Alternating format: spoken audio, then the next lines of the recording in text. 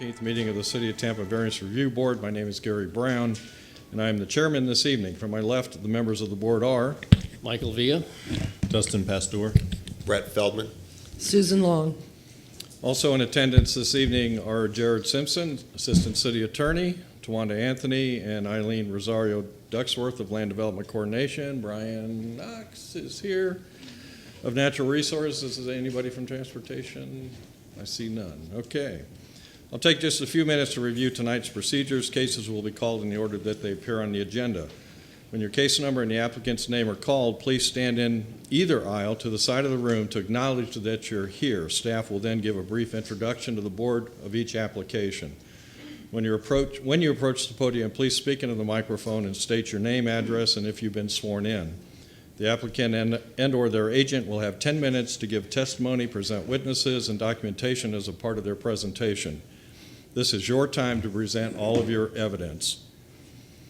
Anyone in the audience wishing to speak in support of or in opposition to the application will then have 3 minutes each. After that, the board will have an opportunity to ask questions regarding the application.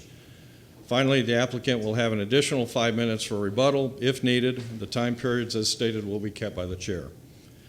Any information such as pictures, plans that have not been previously submitted as a part of your petition and you intend to present at this hearing for consideration in support of your petition must be individually presented and accepted by the board. After acceptance by the board, you must submit the item to staff for it to be entered and made a part of the permanent record. The board bases its decisions on competent and substantial evidence, which is presented this evening, and which meets the criteria required by the city's Code of Ordinances. The variance granted by the board will be for only what is shown on the site plan and will be compliant with any terms and conditions stated in the approval by the board. You must have 4 votes for the variance to be approved. I'm going to say it again. You must have 4 votes for the variance to be approved. If an insufficient vote is obtained, the case shall be automatically carried over for consideration at the board's next meeting. If approved, your variance will expire 2 years from today's date. All other city codes will need to be met. Now, there are 5 board members here. So that means that we can deny an application with 3 votes, but we need 4 votes for approval. If your case is continued, it will be continued to either the September 10th or the October 8th public hearing dates. If you wish to appeal the Variance Review Board's decision to City Council, you must file a petition for review of a board decision within 10 business days of the decision. If your variance is granted, you will not be able to pull any permits until after the 10-day appeal period has passed. Your cooperation will help ensure that this meeting runs smoothly and will be greatly appreciated. Before we begin the first case, is there any business regarding the agenda that staff would like to address?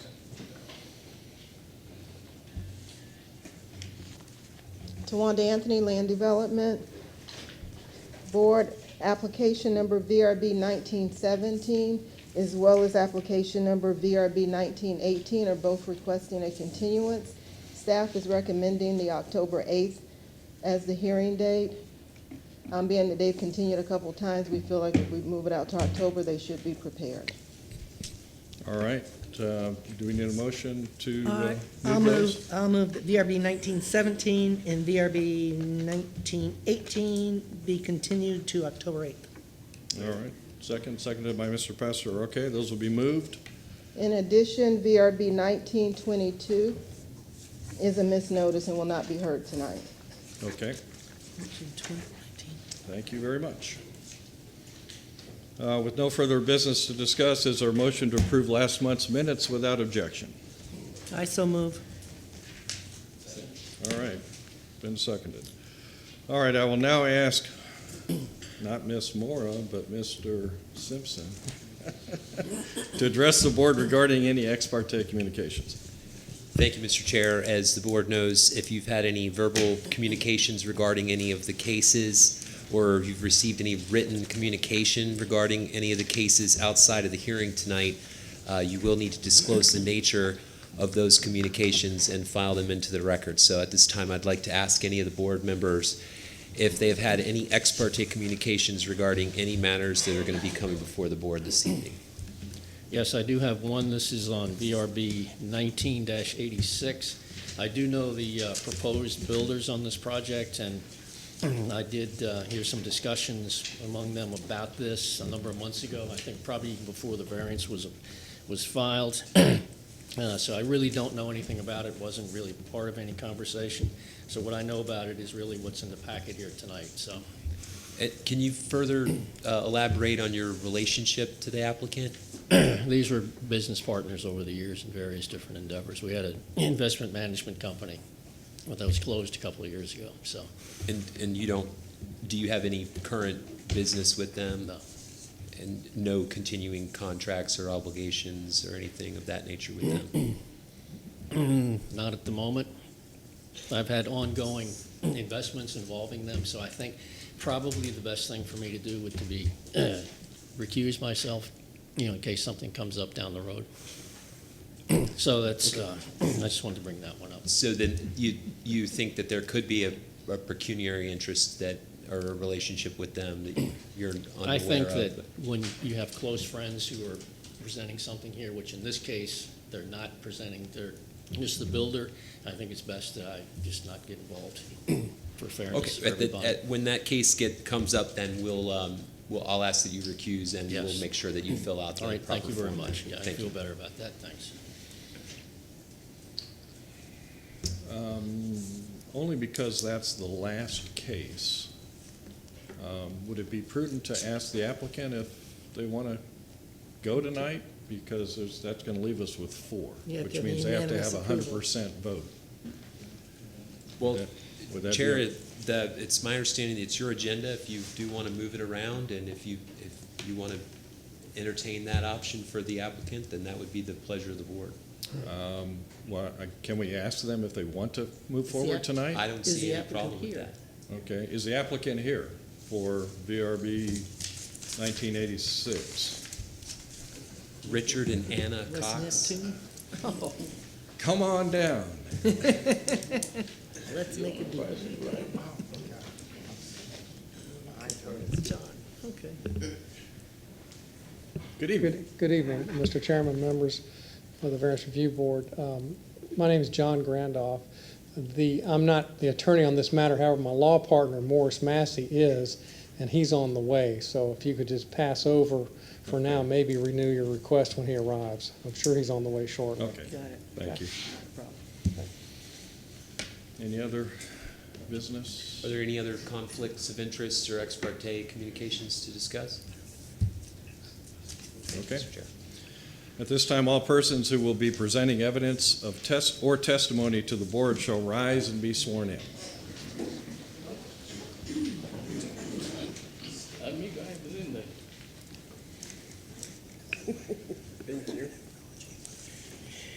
Do you swear or affirm that the testimony you give this evening will be the truth, the whole truth, and nothing but the truth? Thank you. You may have a seat.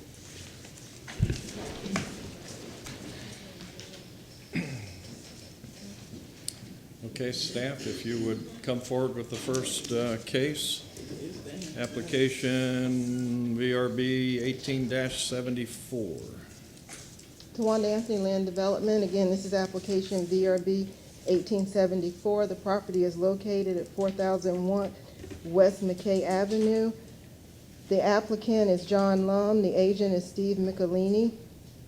The request is as follows. Per section 27-156, the applicant is seeking to reduce the rear yard setback from 20 feet to 4 feet to construct a new single-family residence and save the grand tree in the front yard.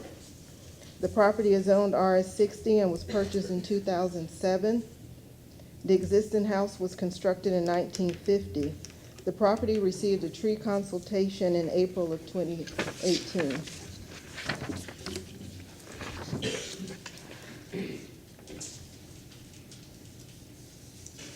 Here's an aerial of the site, West McKay Avenue, and here's the subject property.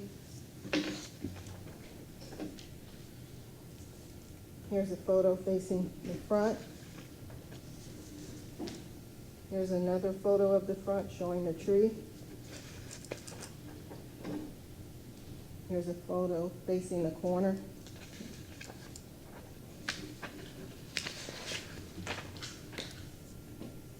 here's the site plan.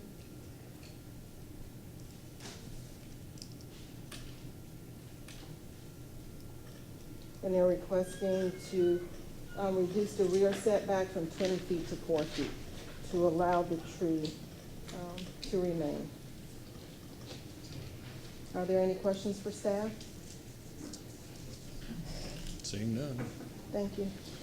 Mr. Michelini, are you, oh, excuse me. Mr. Knox. All right. So as stated earlier, there's a 42-inch grand live oak on the lot. We've seen this case before, and we've gone through multiple iterations of designs for the site. The applicant has worked diligently with us to try to their best to preserve the grand tree while at the same time building what they propose to build. And so with that, the reduction of the rear yard setback from 20 feet to 4, I just wanted to advocate that Natural Resources does support that, that setback reduction, and it will allow them to build their 2-story residence. If you have any questions for us, we are available.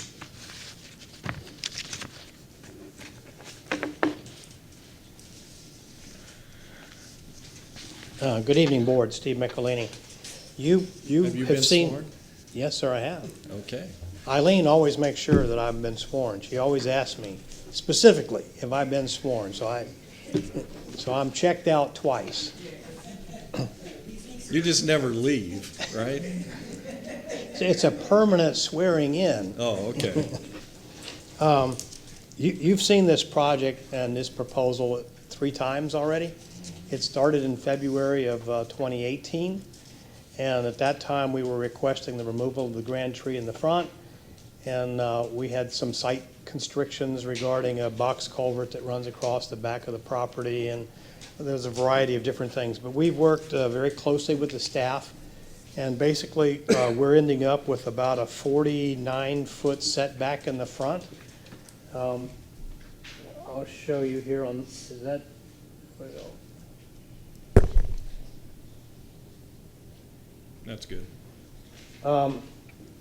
We have 39 feet to this section here, and 49 feet back into this section here, and normally that would be 25 feet. So we're giving up an extraordinary amount of the front yard to accommodate this tree.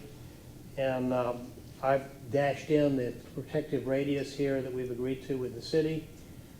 And what we're asking for is basically is this section here that we're removing from the buildable footprint to be relocated to the back of the property here, which is necessitating the request for a reduction of the 20-foot rear setback to 4 feet.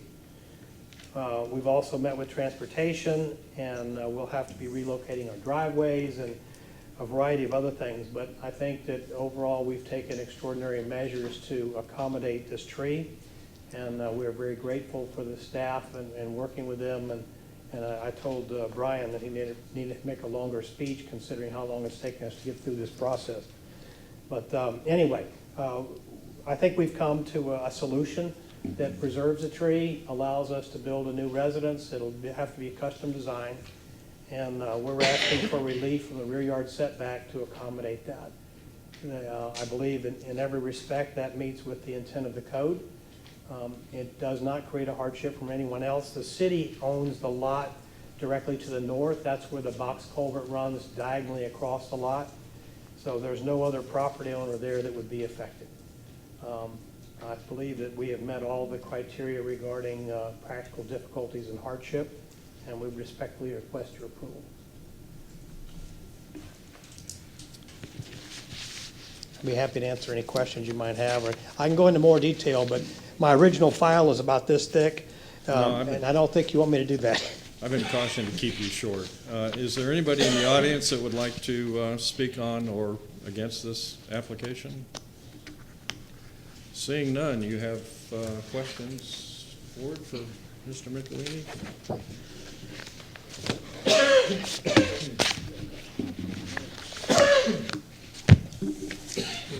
No questions? Okay. I guess I need to ask you the question. Can we, there's no driveway laid out on this, and I read in the file that there's some concerns about where the driveway would be. Can we go ahead and leave it contingent upon their meeting the restrictions for the driveway? Can we do that? Why, the board can only approve the variance that was requested for, Okay, so and they we would don't have have to any- go through the necessary approvals for the driveway. That's a permitting issue that we'll have to deal with. I don't believe that it would be necessary unless there was a specific concern that you had about the driveway, and maybe the applicant can speak to that a little more. Yeah, we've met with transportation, and there is sufficient vacant right-of-way between the property line and the edge of the pavement. Specifically, we met with Jonathan Scott and gave him some proposed layouts, and he'd indicated as long as we maintain 10 feet from the edge of the pavement to the property line, that we would be fine. And we've committed to that, but we'll deal with it at permitting. Okay. That's fine.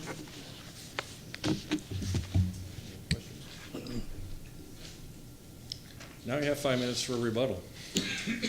No, thank you, sir. This has been a long process for this one petition. I'll be happy to see it completed successfully with the board's indulgence.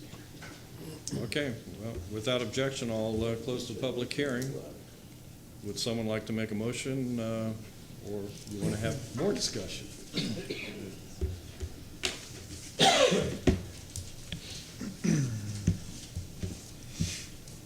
I move that variance request for case VRB 1874 for the property located at 4001 West McKay Avenue be granted as depicted on the site plan presented at the public hearing for a reduction in the rear yard from 20 feet to 4 feet with an encroachment for eaves and gutters, based on the applicant presenting competent and substantial evidence in the record at this public hearing of an unnecessary hardship or practical difficulty when considering the 5 hardship criteria set forth in section 2780 of the city code. Specifically, that the applicant is attempting to preserve a grand tree in front of the property, is requesting to move the house back to allow for that, has worked with natural resources on several iterations of this, and has come to a solution that everybody can agree to. Okay, so we have a motion for approval of the application by Mr. Pastor, seconded by Ms. Long. All in favor, say aye. Aye. Any opposed? Thank you, Been board. approved, 5-0.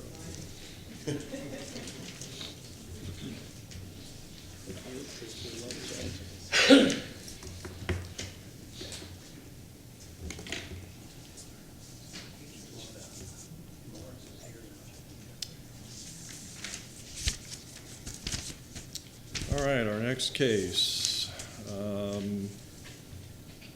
Shall we visit 86? The applicant, are they here now, Mr. Grandoff? The presenter?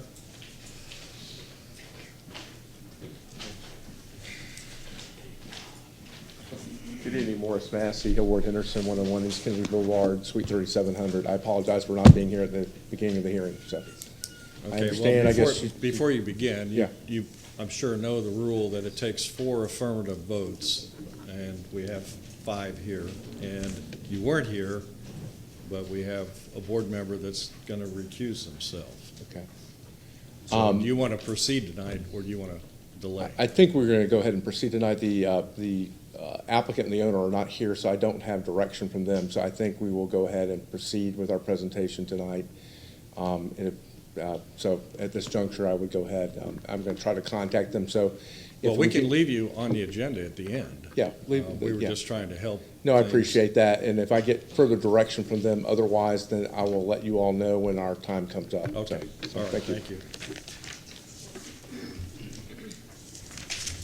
Okay, then we will move on, or stay with the agenda, VRB 19-38. Towanda Anthony Land Development, application VRB 1938. The property is located at 1505 South Arawana Avenue. The applicant is Timothy Jones. The request is as follows. Per section 27-156, the applicant is seeking to reduce the north side yard setback from 7 feet to 0 feet to construct a carport cover and support columns. The property is zoned RS 50 and was purchased in 2016. The existing single-family residence was built in 1925. The property received a tree consultation in February 2018.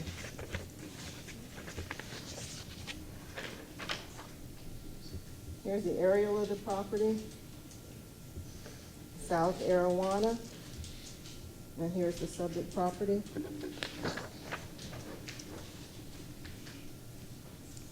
There's a view facing front of the property. There's a view facing the west side. And a view facing the east side of the property.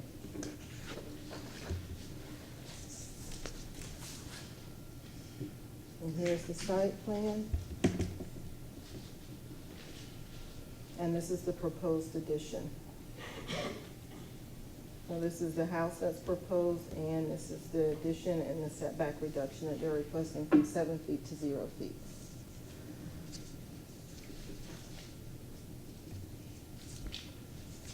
Any questions for staff? Not yet. Thank you. Any other staff members want to speak? Seeing none, all right, will the applicant please come forward, state your name, address, and if you've been sworn. My name's Tim Jones, 5913 Interbay Boulevard, and I have been sworn in. I'm the contractor for this proposed project. My clients moved there 3 years ago. Since moving in, her father and his mother have fallen ill, so they're wanting to put an addition on the second-story addition.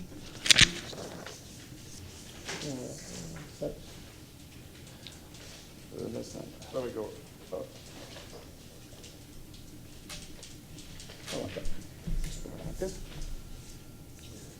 So they're wanting to add second bedroom, two bedrooms upstairs, so that way they can move upstairs with one of their children, leaving their parents downstairs.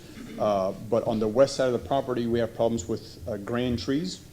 So Natural Resources has told us that we can't build straight up. We need to offset that second story. Having to do that, right here, on the edge of this stairwell right here, is the exterior of downstairs, to which then the engineers all have said that we need to put our support columns out here, because this cantilever, because of shear and other big words that they use, makes it unfeasible to build that structure. So what we want to do is we're proposing to put support columns along this side to run floor trusses out to support this, and then just put a roof over the top of it. The reason that we want to go out this far is because on our site plan, that side up? Nope, like this, sorry. This is their driveway here. Right now, their driveway is not long enough to be able to put two cars in if we set those columns in the middle of that driveway. They won't be able to get the two car requirement that you have in your driveway. So, as you can tell by this drawing, you can tell that we're set back on this side here because of the trees that we have on the west side of the house. This is what we're proposing, is putting these columns on this side with the floor trusses out here, because this is cantilevered out to the outside. I do believe that's all I have. Pretty nuts and bolts.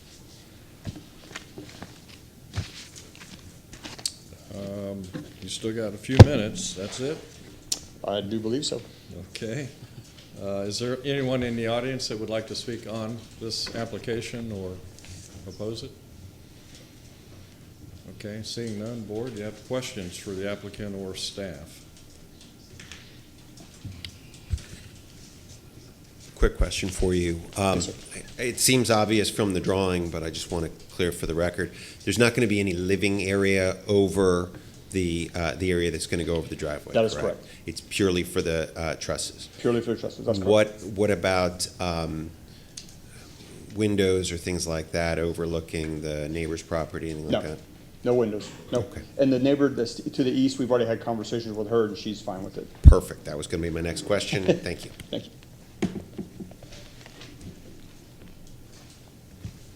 Do you have any pictures of the the property line that you're looking to encroach on, so I can see how close the other house is? I don't, I do believe staff does. I do not, I'm sorry.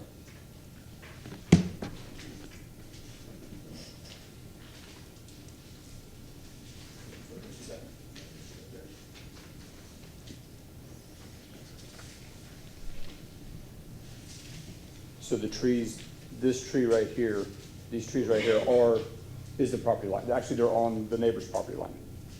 Okay. I'm sorry, the neighbor's side of the property line. Okay.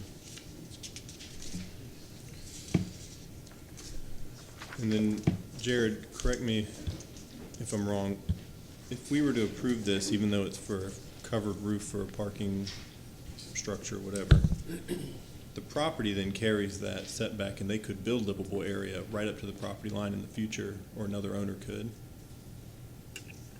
Unless the board puts some kind of condition on it, granting a variance to the setback would entitle the owner to have that newly created setback In perpetuity. in perpetuity. Yeah.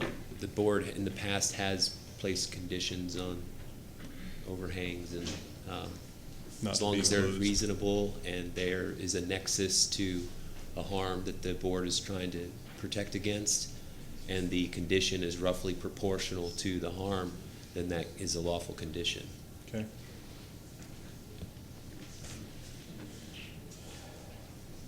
Mr. Jones, could you put the elevation, front elevation back up for us?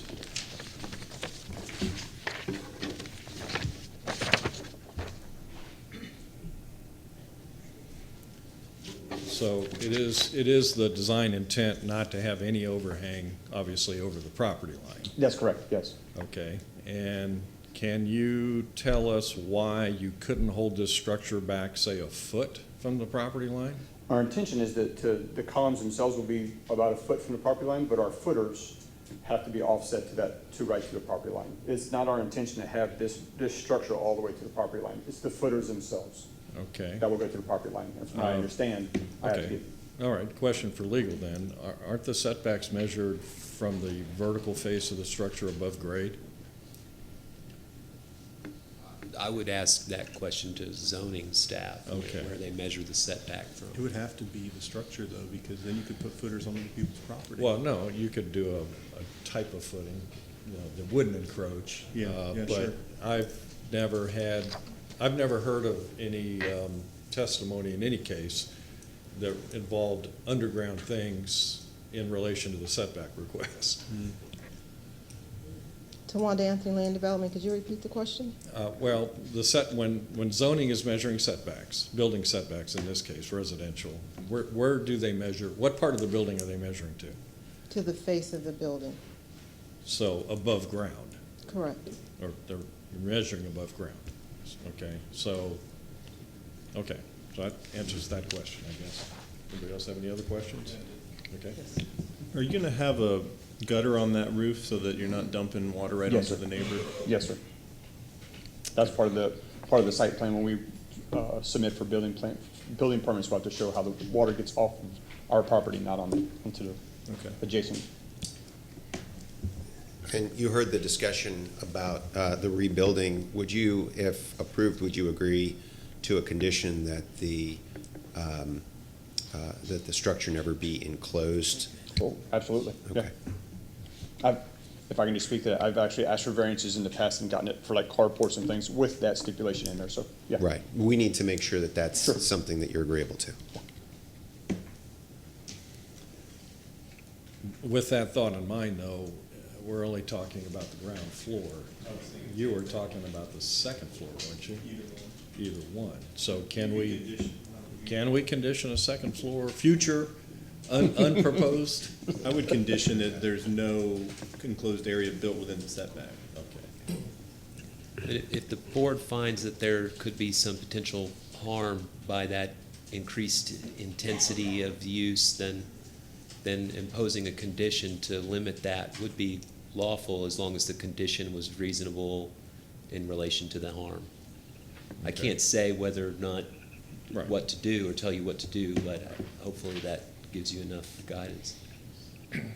So hearing that answer, would you be okay if the board were to condition that on the second floor, that it never encroach into the current standard 7-foot side yard setback? So that we're on the same page, what you're saying is no living space of any sort to be built within that 7-foot setback on the second floor? Yeah, first or second floor. Yeah. Actually, first or second, because the condition would also apply to the carport probably never being enclosed. Right, Which okay, which would assume living Yeah, no, space. their intention is just to have the second story addition here so they can add the bedrooms the way it is. And the only reason is because of structural issues to have that on the site. So yes, that would be acceptable. Okay. Any other questions, board? All right, based on those questions and answers, you have 5 minutes for rebuttal. I think I'm good. No, we did. There was nobody in the audience. Yeah. All right. Well, without objection, I'm going to close the public hearing. Board, what is your pleasure? I think that condition is reasonable, because the only reason that they're asking for the encroachment is for the structure. They're not asking for a livable area. So to condition it to not have a livable area seems like a reasonable condition. And also the reason being that if you were to fill that with the density of a livable area, the purpose of the setback is for fire separation between structures. And although we're not getting a full fire separation by putting that roof so close to the other house, at least it's a minimal amount of structure and not a whole flammable, living space. Yeah, and I would also suggest that it be conditioned to back to 1 foot, since we did hear testimony that they don't need the additional foot down to 0, so that we consider not approving to 0 but to 1 foot, if it's going to go that way. Anybody want to make a motion?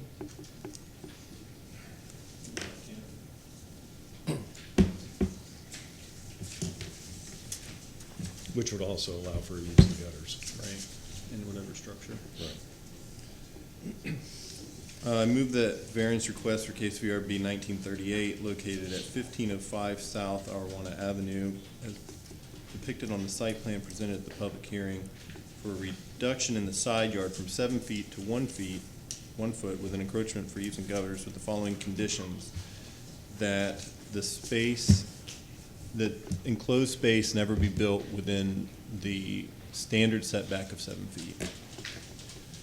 And that said variance as conditioned be granted based upon the applicant presenting competent and substantial evidence in the record and at this public hearing of an unnecessary hardship or practical difficulty when considering the 5 hardship criteria set forth in section 2780 of the city code, specifically that the design for this addition is trying to respond to existing trees on the site, and by shifting the second floor and extending this structure into the setback, it allows those trees to remain. Do I hear a second? Second. I have a motion for approval by Mr. Pastor, a second by Mr. Feldman. All in favor say aye. Aye. Any opposed? You've been approved 5-0.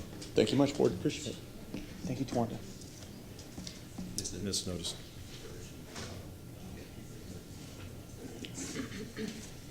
All right, our next case, VRB 19-50. Towanda Anthony Land Development, this is case number VRB 1950. The property is located at 1905 East Ellicott Street. The applicant is David Osborne. The request is as follows. The applicant is seeking to remove a grand tree to construct a single-family residence per section 1345. A grand tree or protected tree shall be permitted to be removed if the grand tree or protected tree denies or precludes reasonable use of a parcel of property. Reasonable use would also include the showing of alternative designs that were not feasible to pursue per section 1345. The vacant lot is zoned RS50 and was purchased in 2017. The property received a tree consultation in February 2017. Natural Resources has found the request inconsistent.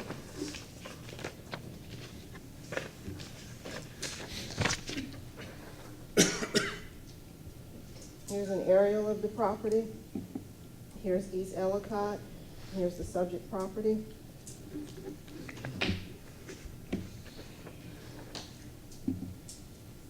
Here's a photo facing the front of the property.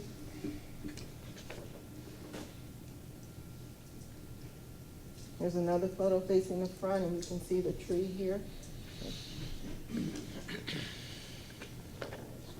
And here's another photo showing the tree that they're requesting to be removed.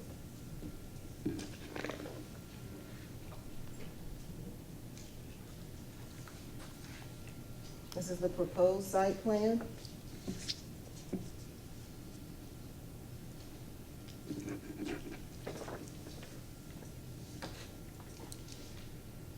This is an alternative design, the proposed site plan inverted.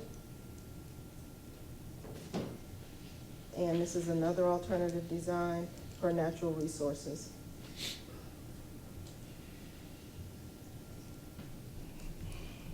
Natural resources will present now. Could you leave those site plans up? If we have any questions for Mr. Knox.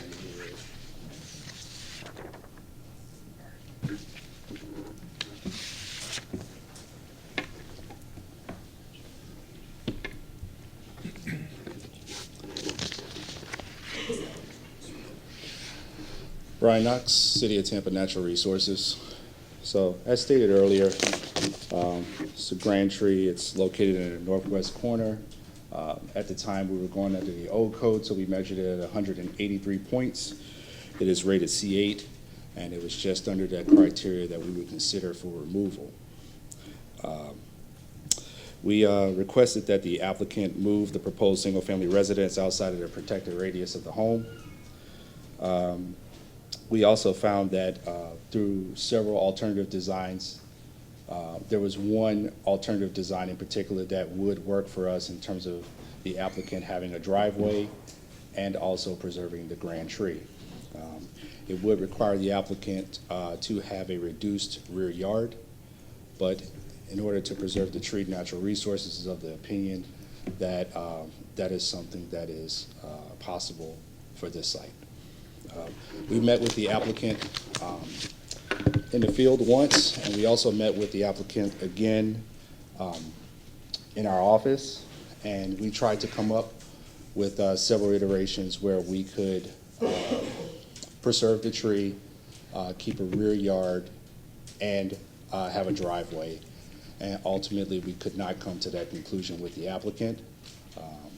Overall, Natural Resources, based on the last VRB, would suggest that the applicant move forward with the proposed plan that is shown here, where the grand tree is protected at a minimum 20-foot radius, and the driveway is here, and there's a rear yard. Natural Resources is willing to allow some encroachment into that space by 5 feet. So if the applicant provides us 15 feet, we will support that as well. We did not feel at this time the applicant needed to provide us with an air spade, because at the time we came to the conclusion that 20 feet or 15 feet was enough, and we can find that out with an air spade at the time of permitting. The applicant chose to move forward without proceeding with the air spading as well, and they wanted to move forward with their request to remove the grand tree. That concludes my speech. I think we Are there might have a additional question. questions? I do, and I apologize if, I was trying to hear what you were saying and listen to this, and I apologize if you've said this. Laurel Oak, Laurel Oak, yes, C8 is the rating that I saw? that's correct. Okay, do you have an estimate on the age of the tree? So the tree is about 33 inches in diameter, so I would say it is slightly above 50 years old. And in that condition, your estimate on the remaining life of this tree?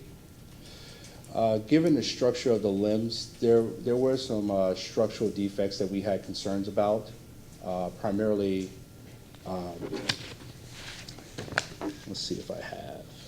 Okay. So this is east, and it's right along in this area where we had some structural concerns with limbs. But in terms of the lifespan of that tree, it could be around for an additional 15 to 20 years. And is that inclusive of a structure being put on this property in, let's say we approved the plan that Natural Resources was comfortable with, would that impact the lifespan of the tree? It could, depending on how development occurs. With proper management, with careful tree protection, that tree could reach its potential of that 20 years. And if the tree is removed, inch for inch replacement would be required? Inch for inch replacement would be required. Per the new code, that may be, actually it won't be inch for inch replacement, it'll be per the new code. So given that the rating is roughly about a C8, we were looking at about 11 2.5-inch tree replacement. Okay, thank you.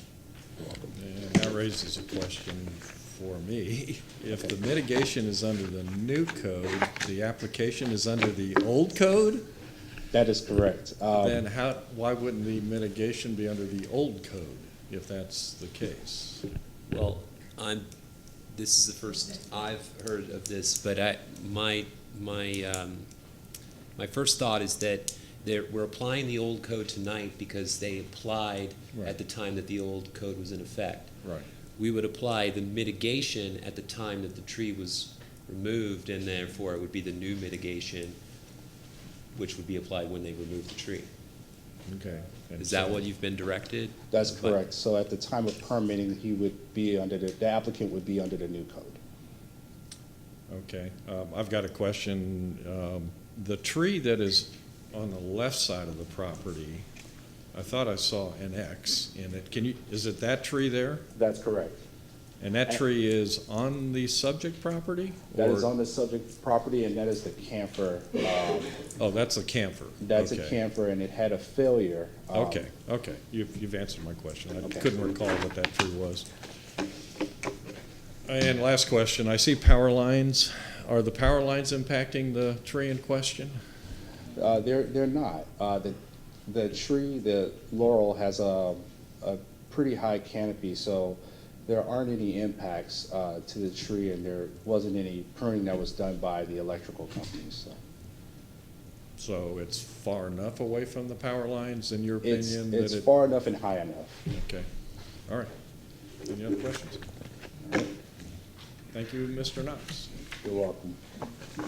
Will the applicant please come forward, state your name, address, and if you've been sworn?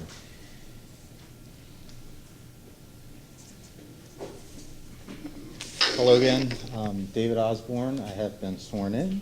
Address 212 South Melville, Apartment 4, Tampa, Florida, 33606. Okay, you have 10 minutes for your presentation. Well, pretty much the situation was laid out exactly as it is. As far as air spading, which is where we left off last time, that's where I started. I had some arborists come out. We took a look at sort of splitting the difference between the expense of not having a backyard and getting as close to the tree as we can. And like Mr. Knox was saying, inside of 15 feet, it just becomes a matter of putting pillars, forming some kind of concrete structure that can support the house, or that corner of the house, over the root system. And so air spading, just as an exploratory exercise without committing to wanting to do that, we pretty much determined was, if that's what had to happen, like that's what we would do, that if it came down to being a matter of that needing to happen.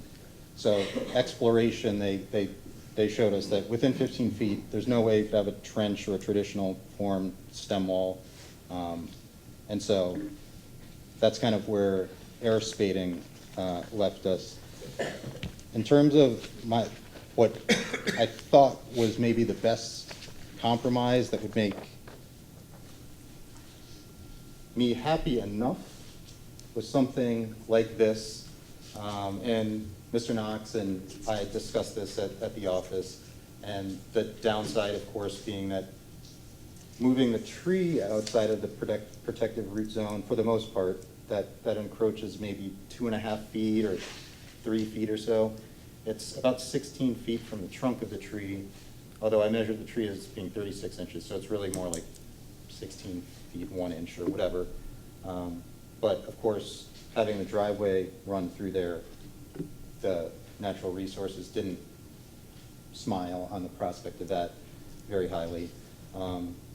So then we also explored an option where basically the house would stay in the same position or possibly move back a little, and a driveway would go here.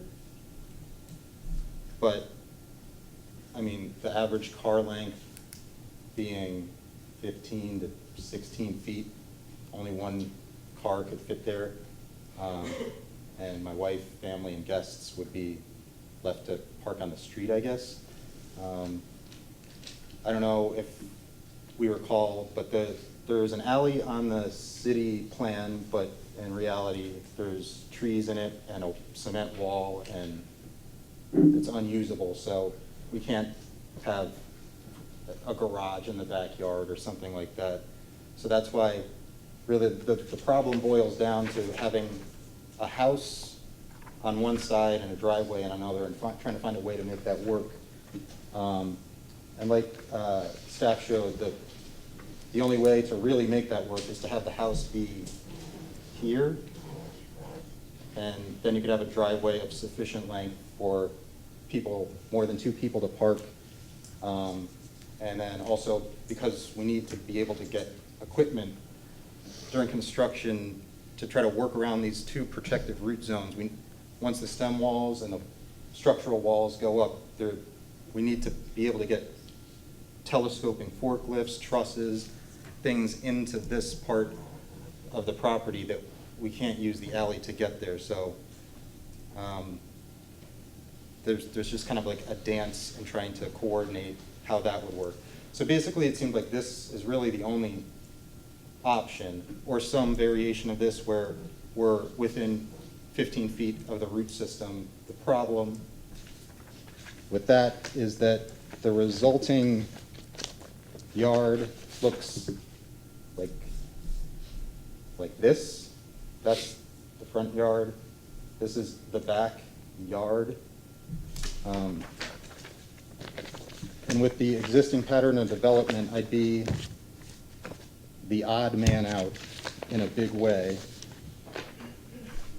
So these are the backs of the adjacent homes. This is where I would be. This is the front of the adjacent homes. I have a picture that maybe illustrates that a little better.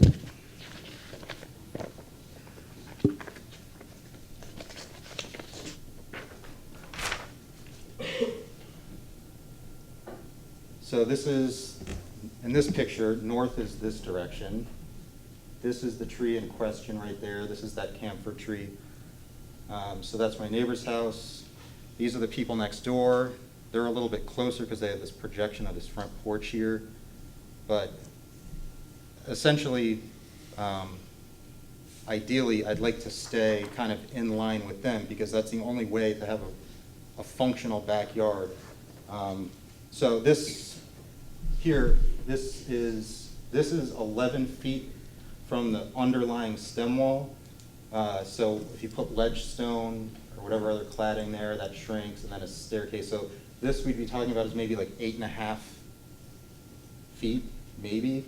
So to have a garden shed where I could put a lawnmower, or what I'd be sacrificing here is really no useful, enjoyable backyard, at least not in any commensurate way to my neighbors, and it would really limit the potential in the future of what I could do there if I wanted to create a workshop or some other kind of accessory structure.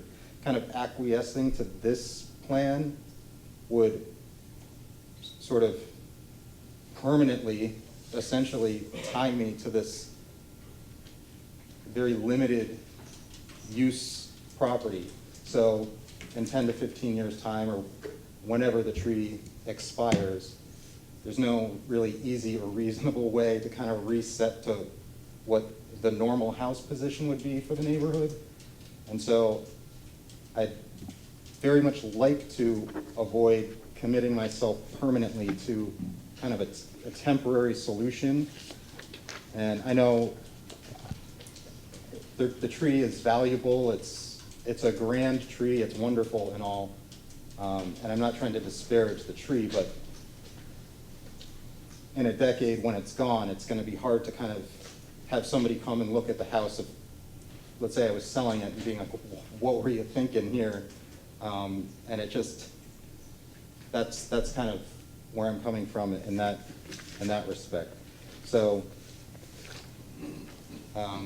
this as a solution to me, taking into account the fact that it's an RS50 lot, it's only 50 feet wide, to have a house of any reasonable length that you could fit 3 bedrooms and 2 bathrooms, which we really did have the initial tree consultation in February 2017. And as my wife and structural engineer will tell you, I've tried virtually every combination and permutation of rooms and layouts. The shape of the house is really a product of what's going on inside, which is a little difficult to see here. But simply changing the shape, it's not really as simple as changing the shape of the perimeter, because things are going on with the infrastructure and the layout that have much more broad-reaching effect. So coming to this kind of Tetris-shaped design was a long time and a lot of effort and thought, and eventually coming at the time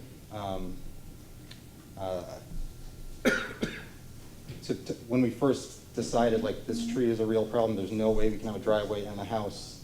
It really wasn't an easy decision to say, let's commit ourselves to the months and money and time it's taken to try to pursue this, but it's really kind of a matter of necessity to kind of ensure that we have some kind of reasonable use of our backyard.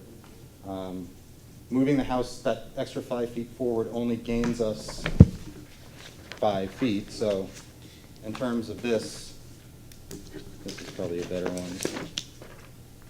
Adding 5 feet.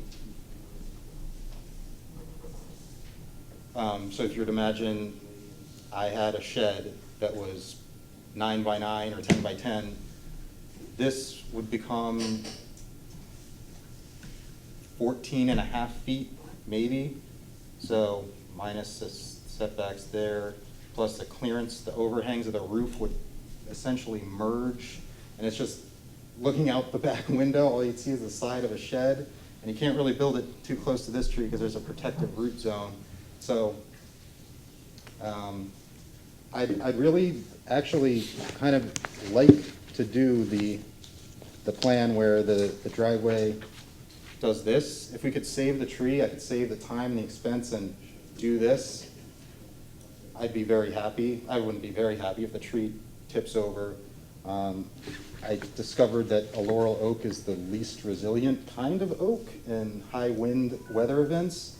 So I'd like to stay away from it and not tie the foundation of my home or the lives of my family or guests to the fate of that tree in that way. Can you wrap up, Mr. Osborne? Sure.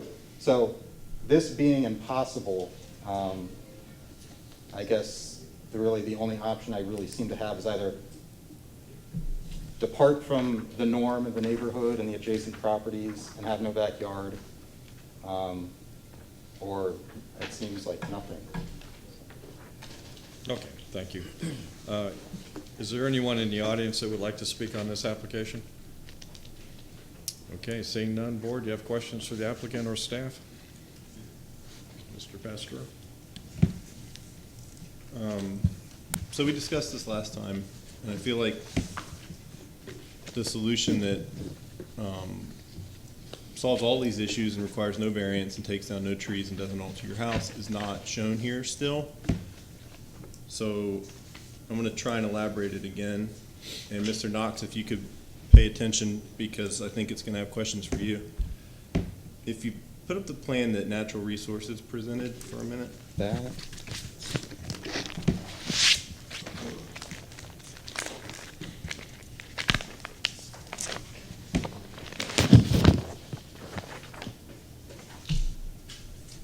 Okay, so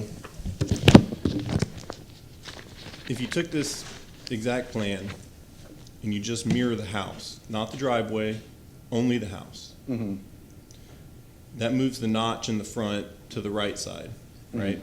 That allows you to move the house up to at least the 15-foot setback without encroaching on the 20-foot radius at all. You get your building plan that you want, you have a driveway, you don't mess with the trees. But then, if Mr. Knox is willing to go a few more feet with air spading, you could move it maybe even another 5 feet. You could have a 19-foot backyard with your exact plan and your driveway and all the trees. And I'm guessing that Mr. Knox would allow you to trim that tree in certain areas if you have questionable branches that aren't going to compromise the health of the tree, if you're worried about things falling on your house, which is certainly a legitimate concern. So I still feel like there's a way that this can be done without a variance and without you giving up anything at all. It just didn't make it into these set of options, but it's close. I mean, because when you do show the mirrored house, it's moved over to the left side of the site because you flipped the driveway. right. But if you just leave the driveway and mirror the house, you can move it up. You get closer to the tree, and I just don't see that it's an issue.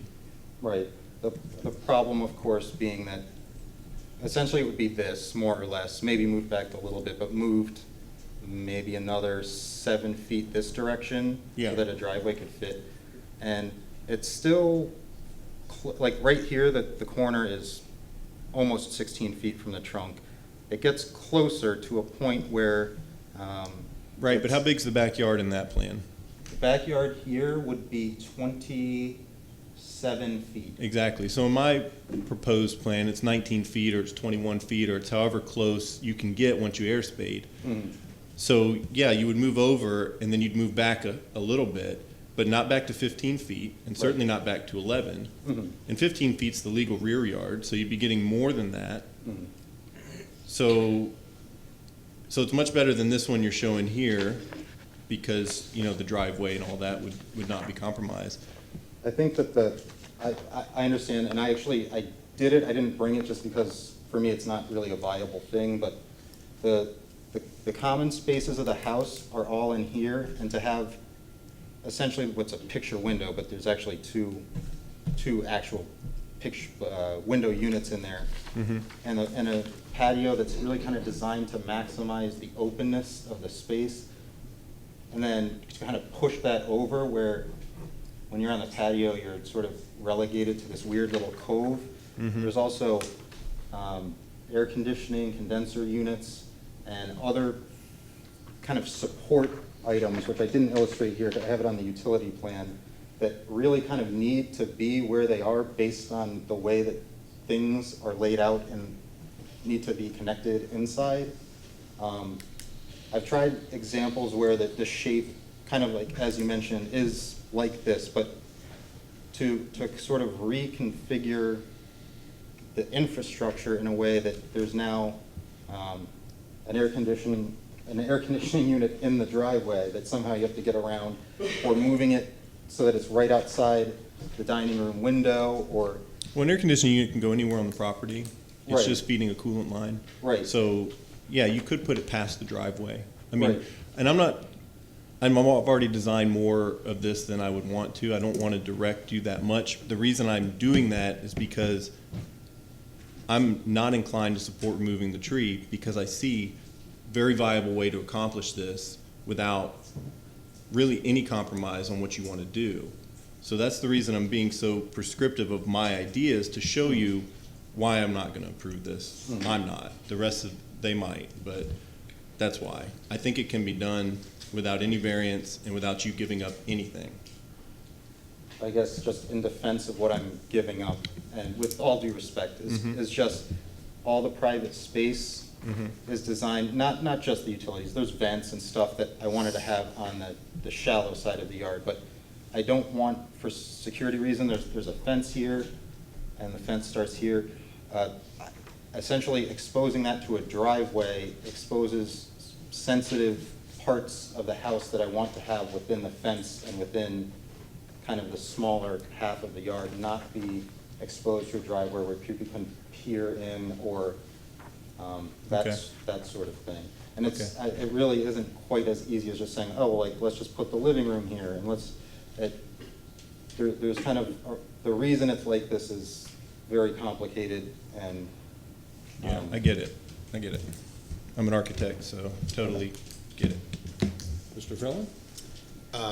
I have seen 4 alternative plans. I see 3 in our packet. I see one that is, I don't know if this one that you have up here right now is part of the packet. Is that? it is. I actually modified this, because I was kind of, So a modified one is a 4th plan to me. okay. But I've seen 4. Are there other alternatives that you have that you haven't submitted? Not drawn. We sort of were spitballing in the office, coming up with like the driveway here plan and kind of saying, what if? Well- And it never really made it into like a formal drawing. Okay, and the rule that we're required to follow requires the submittal of alternative plans. The question I have is, let me ask you a preliminary question. Are there, you would agree that the design of a house is not required to be in this box, right? I know you've got a design, you've laid it out thoughtfully, you've tried to figure out where you want things, but you would agree that it's not mandated that a house be in this Tetris shape that you've got, right? Yes. I mean, you can make U-shaped houses, you can have 2-story houses, you can have lots of different iterations, and I understand you've thought through your process and you want this one. But every iteration of the plan I've seen is this box moved around your lot. Is there any alternative plan that you have, that you've reviewed, that you have for us to review, that is something other than this box moved in different places? At this exact moment, I don't have a drawing of it. We've explored 2-story houses. It just becomes more expensive. And really the shape, whether it's a Tetris or an L or something, more or less to have roughly 15 to 16 feet of space on either side where you can have living space and common space is kind of going to have to be some form of this, only because you can't really encroach, or I mean, I wouldn't like to encroach on the means to park the car or get to the backyard with a driveway. So everything more or less has to fit within a 16-foot wide thing. And the only way to do that without sacrificing more of the backyard ended up being this Tetris shape, which is why I'm so averse to abandoning it and why you keep seeing it. But yes, if you'd really like to see other ideas, I could send them. No, I don't, look, we have to review and make our decision based upon what's in the record in front of us. And I have no interest in redesigning your house. I think Mr. Pastor has made some great suggestions as to how this particular setup could hypothetically work. My concern, and I'm laying it out there for you, is that, and I think I raised this the last time, generally, we're not, when we're putting a house on a lot, and I understand this is a modest house, it is not being aggressive in size, I appreciate that. I understand this is a modestly sized lot as well. My concern is that we are so tied to this box, if you will, and that's not really what the law, the rules that we're following call for. They call for alternative designs that are intended to save the tree. And we've seen this, not necessarily with you, but we've seen this with other cases where we just take a box and we go, it just doesn't fit, and we throw up our hands and say, I give up, take the tree down. That's not what our rules require, as I understand them. So if you don't have those to present to us today, then there's nothing we can look at, and I have concerns about that. Okay. I think my saving, or what I would cling to would be the question 6 as far as reasonable use. or question 7 would be, the example of all the houses on the street are essentially some variation of the boxes that I've been playing with. And so in trying to have the same benefits of my neighbors, not only where their houses are positioned, but essentially the function of a rectangle, or a rectangle with a little projection on it, would allow me to fit within the community and enjoy kind of the same benefits that the lot offered to the previous. There used to be a house there. So like they're set back kind of where I'd like to be. They have a funny little shape cut out here, but to recover that space, they had to block the driveway so you can't access the backyard. I assume that was a carport or something that they filled in. But there's a price to pay for every cutout being displaced somewhere else.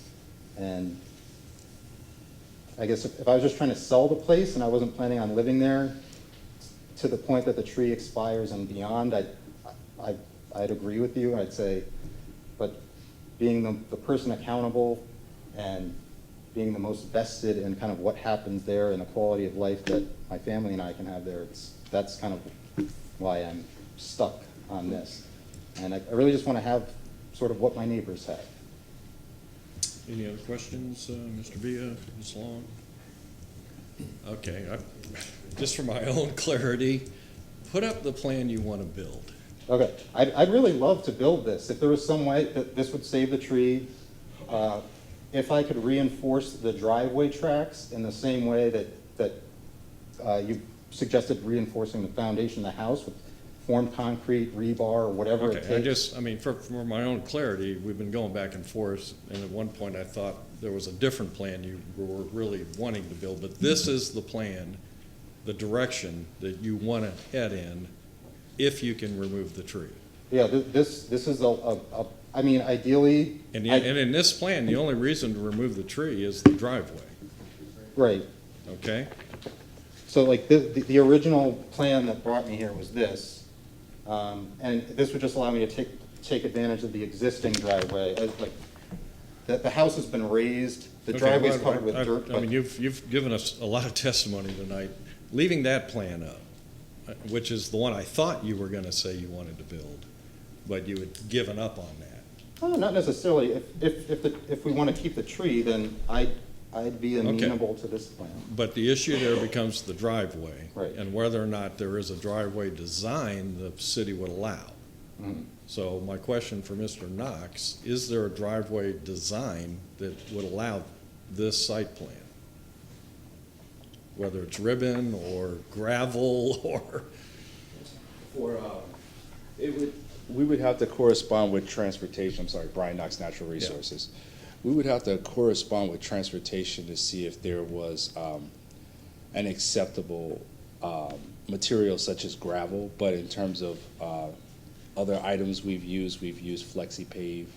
We've used other types of material to have a driveway that's in close proximity of a tree. So would the right-of-way apron be an issue in this design?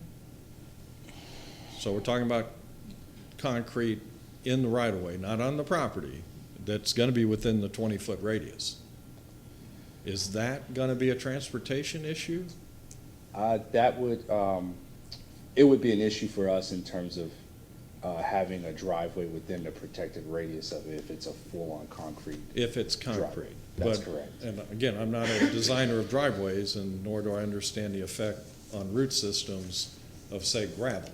I mean, I've seen gravel driveways. I'm not asking the applicant if he's willing to do that, but is that something that you could allow?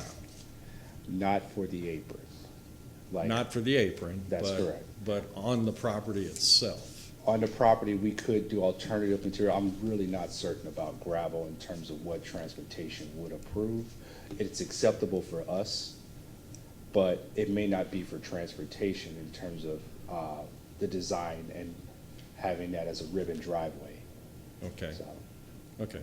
So let me go back to the applicant. I got a question for Brian on that too. I forget what they're called.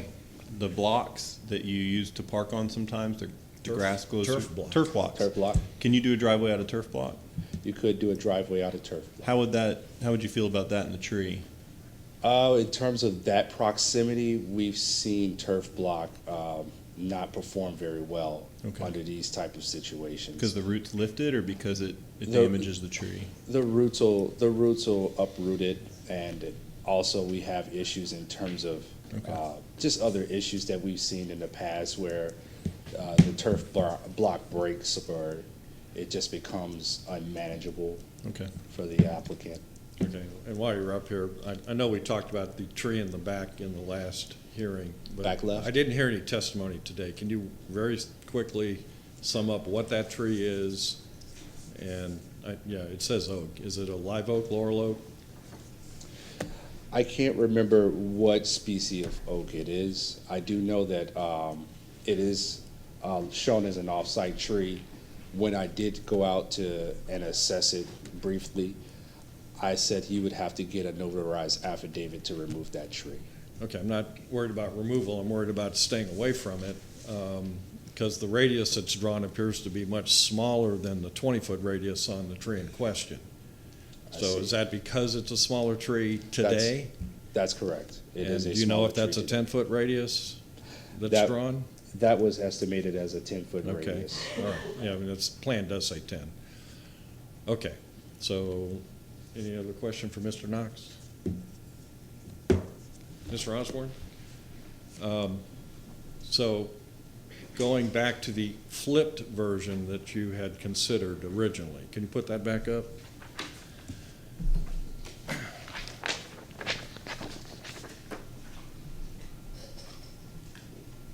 Okay. Do you know what kind of oak tree that is on the property line? I know it's not a live oak, but I'm not Okay, all right. versed Well, enough in I was trees. curious to hear if it was a live oak, but you're not sure.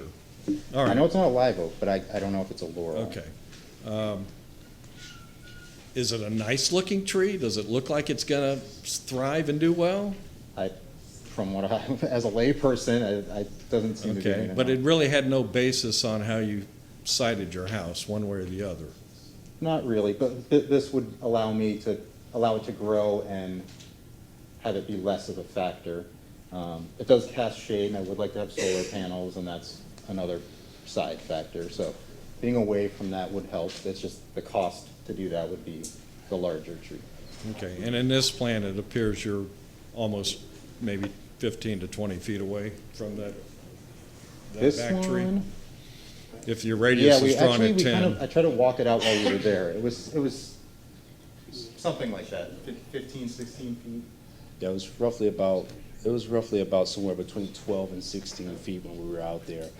Just for clarification, that off-site oak is a laurel oak. It is a laurel, okay. That's right. All right. Okay, those are my questions. Anybody got anything else? All right, based on the questions, you have 5 minutes for rebuttal.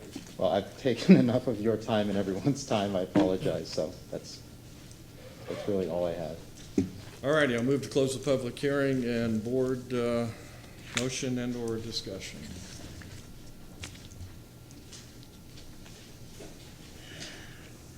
I'll start the discussion. I'm on the fence. I mean, look, it's an older laurel oak, and from that perspective, and it's not it's mid-level health.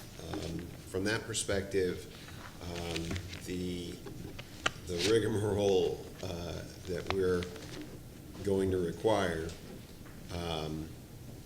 the question becomes, is it worth it? But at the same time, I agree with some of the comments that Mr. Pastor has made about you can do almost everything you want to do and keep the existing plan with just a few modifications. And I also raised concerns about, the moving the box around the lot scenario, which I have seen many times before, and I do not believe that meets the intent of alternative plans. So I can see both sides, and I'm on the fence. Not particularly helpful. Anybody else? I have some of the same issues he has. It's a well low, it's gonna last forever. It's C-rated. It's past let's put it this way, it's in the later years of its life as opposed to the earlier years. But at the same time, I think you can accomplish everything he wants to accomplish without doing anything to the tree. As far as solar goes, the solar people can work around that. So I'm not worried about that. But I'm looking at the plans, and he's gonna pull out every single solitary tree on this lot except one. And it's actually sitting on the property line. So there's gonna be not a single tree around, and that's another reason why I say, do you want a bare, no tree lot? I guess you do if you're building, and you put in what you want where you want, but I'm not fond of that idea. So I don't know how I feel. Mr. Vito? Well, I guess I'm another I don't know, but but I'll expand upon that a little bit in that, following what Mr. Pasteur said about the alternative plans and what others have said along that line. I do agree with that line of thought, is that there are other plans that can be used here, whether it's moving the box around or whether it's reconfiguring the whole plan. So I'm on the fence, but kind of leaning to really not supporting the variance. You say anything you want to say? No? Okay. Your turn. If you want to. Sure, you can. And then we have to vote, right? Well, we can still discuss. Yeah, if you want to make a motion, go ahead. I don't want to, but I will. I move that variance request for case VRB 1950 for the property located at 1905 East Ellicott Street for the removal of a grand tree be denied due to failure of the petitioner to meet the burden of proof that the tree would be rendered hazardous by proposed construction that cannot reasonably be reconfigured when considering the factors set forth in section 28425 of the city code for grand tree removal, specifically that it seems that there are reasonable configurations that would allow this tree to remain, and Natural Resources is willing to work with the applicant on encroachment structures and other methods of reducing that protected radius, and it seems that there is a solution that could be agreed upon. I'll second that, and I just want to make a comment. The language of the denial is actually what is the concern, is the reasonable reconfiguration. And so it reinforces my concern there. So I'll second it with that comment. Mr. Chairman, if I may, this application was submitted under the old code of the 1345G is the code section. The criteria, the reasonable reconfiguration is the term of art from the new code. Right. So this is reasonable use. This is a reasonable use is the criteria, and I would So do we need to just restate suggest it? the maker of the motion make let's- necessary amendment. Let's restate it. Thank you, counsel. I'd move that variance request for case VRB 1950 for the property located at 1905 East Ellicott Street.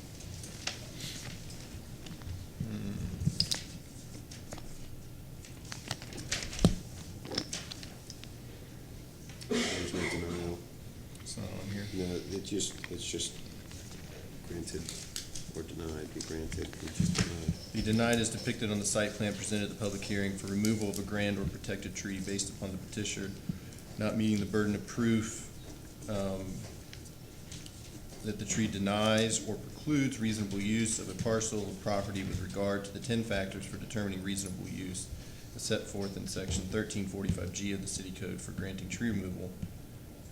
Specifically that, the reasons stated previously that there are reasonable ways to reconfigure the site to allow reasonable use of the property as a residential property while protecting the tree, and the Natural Resources is willing to work with the applicant to reduce that protective radius and allow encroachments. And I will second it again with a comment specifically as to the reasonable use factors. Number 8, the effort by the permit applicant to redesign the proposed development structure or use in a manner to retain or preserve the grander protected tree. So that's not a modification, just a comment as to the thought process. Second. Are we good with the motion? All right, we have a motion for denial by Mr. Pasteur and a second of that motion by Mr. Feldman. All in favor of denial? Aye. Any opposed? Nay. So you were denied 4-1.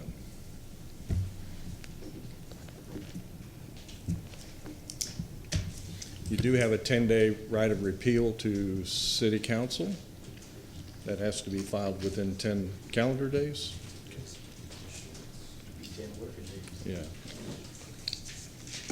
So you can go to City Council. Okay. Thank you. Okay. Our next case is VRB 19-60. Towanda Anthony Land Development, this is VRV 19-60 application. The property location is 4111 West Barcelona Street. The applicant name is Robert Bender. The request is as follows, per section 27-290. The applicant is seeking to reduce the side yard setback from 3 feet to 0 feet and reduce the building separation from 10 feet to 0 feet to renovate existing structure. The property is zoned RS100 and the house was constructed in 1946. The applicant purchased the property in 2016. According to Hillsborough County Property Appraiser, it appears that the accessory structure or pool house was constructed in 1994.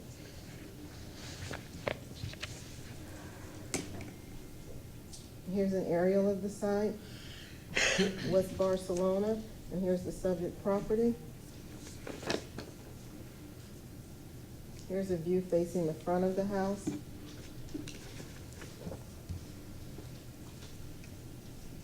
Here's a view facing the west side yard. Here's a view facing the east side yard, and you can see the pool house. And here's another view showing the accessory structure pool house. And here's the site plan. And here's the existing pool house. And they're requesting a 0 setback reduction as well as the building separation reduction to 0. Are there any questions for staff? This is strictly a vesting, or, Yes, it is an existing structure. okay, there's no new proposed No. plans? This is, they may be doing some proposed modifications, but in order to pull permits, if they're making modifications, they're gonna have to vest what's existing. Yeah, let me rephrase it. It's all interior permitting that they're after, that they're gonna ask for, or is there expansion of the existing? Towanda Anthony Land Development, they haven't shown any proposed expansion here. Any proposed expansion would have to comply with current code. Right, okay, all right, thank you. Does Natural Resources have anything to say? Nope, okay. Applicant, would you please come forward, state your name, address, and if you've been sworn? Yeah. Good evening. Robert Bender, 3969 13th Way Northeast, St. Pete, and I have been sworn in. How does this work? How do I put a photo on here? Can you help? I see. Got to put it on there first. So the question you were asking, what we're requesting to do is increase the height of this structure, which is why we're required to have this variance request. Currently, the slab in front of the structure and the pool deck are higher in elevation than the floor in the structure, so occasionally water seeps in to the structure, which really limit the use and limit any improvements that we can make to the structure. I forgot to mention, I'm the contractor on behalf of the owner. They purchased the home and didn't realize that this was an issue moving forward.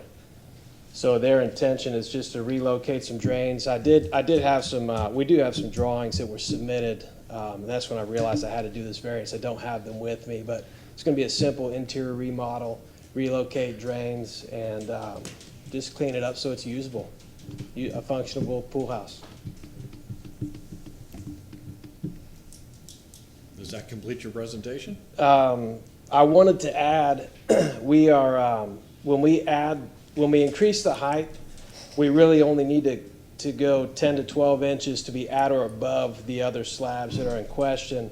But the eave, which you can see right here of the existing house, they are basically, one is on top of the other. So I'm gonna have to bring the pool house up to 3/4 of block, which will put me right at 2 feet higher. It'll put me just above the eave that's there, and the structure the ridge will be at 14 feet. So I don't create another issue by going too tall.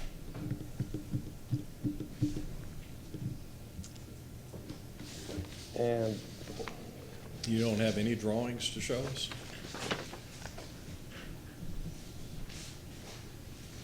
this will be the proposed west elevation. And this is the proposed south elevation. There's minor changes, but the drainage is going to remain the same. Gutters will be applied. We will not be affecting any neighbors. The neighbor to the west is the neighbor that will be affected most. I'm sorry, to the east. He will be affected the most, and he has written a letter, which should be in the packet. He's approves this alteration and supports this alteration.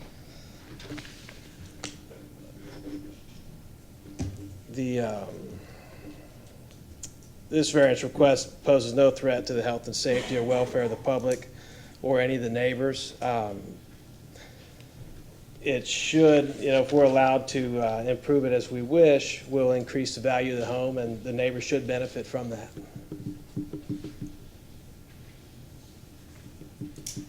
And that concludes my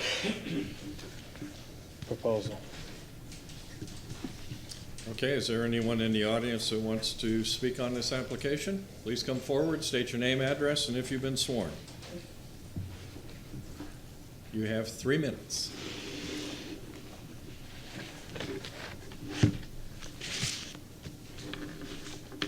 Okay, can you hear me, I guess? Yeah, we can hear you. Yeah, I think you hit it on the nose when you mentioned something about. Go ahead. Can you state your name, address, and if you've been James sworn? Anderson. I live at 606 South Glen Avenue in Tampa. And you have been sworn? And my mother lives right behind this house to the north. Okay, were you sworn in earlier? Yeah. Okay, thank Yeah. you. And I also have an interest in my mom's house. Anyways, that was my concern, basically, is future expansion, or maybe even once the variances, if they were granted, that would be possible, because this is an accessory structure. The setback is only 3 feet, okay? So my concern is that if the contractor wanted to expand that building to the north, that could happen, and that's a concern to me, because that's where my mom's house is. Identifying this building has been tough for me from the very beginning, because I don't even know what a pool house is as it's described in the variance petition. I don't know what a pool house is. I looked it up in a couple sources to try to get a firm definition. I couldn't find it. I couldn't find anything in the Appraisal Institute books about a pool home. And then actually narrowing down exactly what a accessory structure is, it's very, very vague. And at the end of the day, that concerns me. Basically, the current situation with this property is the zero lot line to the east. It's already zero right now. And then the issue with the southern part of this building, which is next to the primary building, is less than 10 feet distance. It's supposed to be 10 feet. It's probably 2 or 3 feet. And so those are already operating like that. And I can flip through quickly with this home to show you that it's sort of different. These are pictures of it. This is the northern elevation. This would be the western elevation. I mean, it kind of looks more like a dwelling to me than an accessory structure. That's where I'm concerned with it. This picture here, and of course this picture too also, there's 2 entry doors. There's an entry door at the south elevation and at the west elevation. You know, it looks like a small small dwelling unit, which would be very popular to have. You know, it's a strong rental market, and I could see why maybe somebody would try that. But my issue certainly is to that there's no hardship with this property, and I would recommend a denial of this variance. That's about it from my end. Do I have any more minutes? You're down to 30 seconds. I was just trying to get it all in.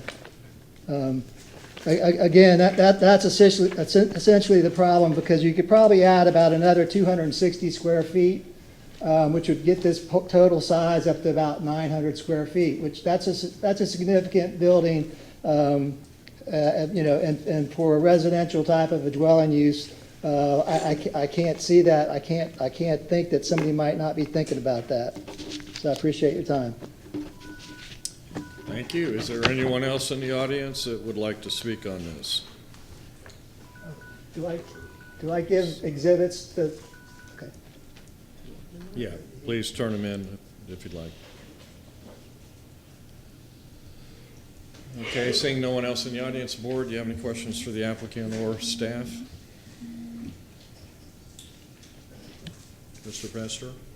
Jared, I know I ask this like every time, but in this case, we're talking about an accessory structure that would be vested, but it's closer than the required building separation. So I know we talked in the past about limiting the amount of encroachment to the footprint of the existing structure so that they can't zero lot line the whole property. But I guess my question is this structure still going to be considered an accessory structure?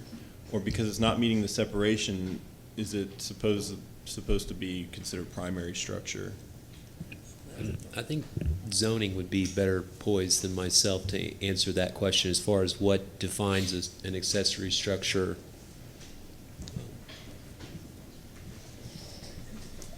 Towanda Anthony Land Development, it would still be considered an accessory structure. It's a detached structure. It's not connected to the primary structure. Okay. That would be an accessory structure. So then the next question would be, if you vested this accessory structure that's in the setback and it's tied to the site plan, then in the future, somebody could tear down and redevelop, and they could also build into that same amount of setback.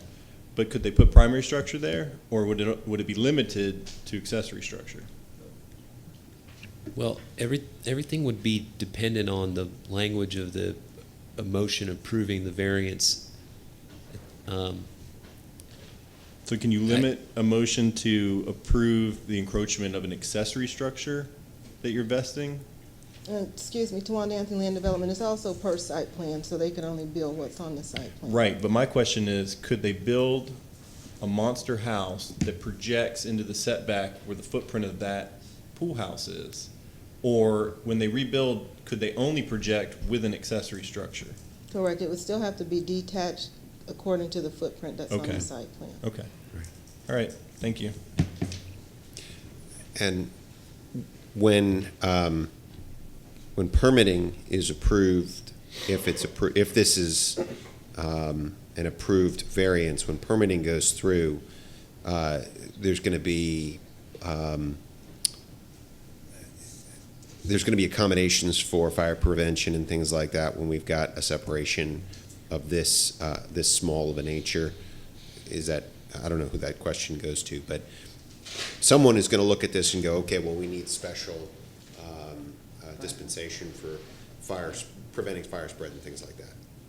Is that accurate? Correct. Yeah, the variance would The Variance Review Board does not have the authority to waive the fire codes, and Understood. that I'm would just be saying applied at the time of At permitting. some point in the future, somebody in zoning or in permitting is going to look at that and go, okay, well, we've got less separation than we should have, so we have to do some specific things to deal with that. Is that accurate? Correct. And then to address the neighbor or neighbor's son's concern, they can't expand this structure. This variance does not grant the expansion of the square footage of the structure. And even if the structure was permitted to be expanded, it's limited to, I think, 750 square feet. But this variance does not allow expansion of that structure, correct?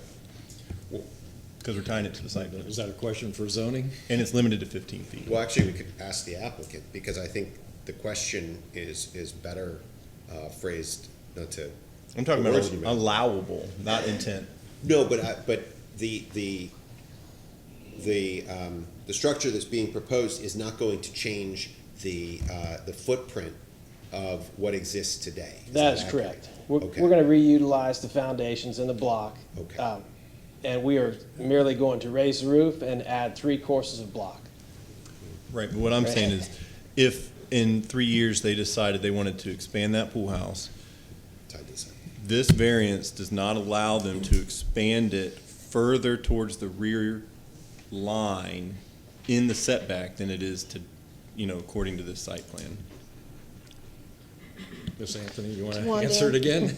Towanda Anthony Land Development, any additions would have to be conforming to the code, so they'd have to meet the 3 foot on the side and 3 foot in the rear. Okay, thank you. Or come back and ask for another variance. Correct. Right. No.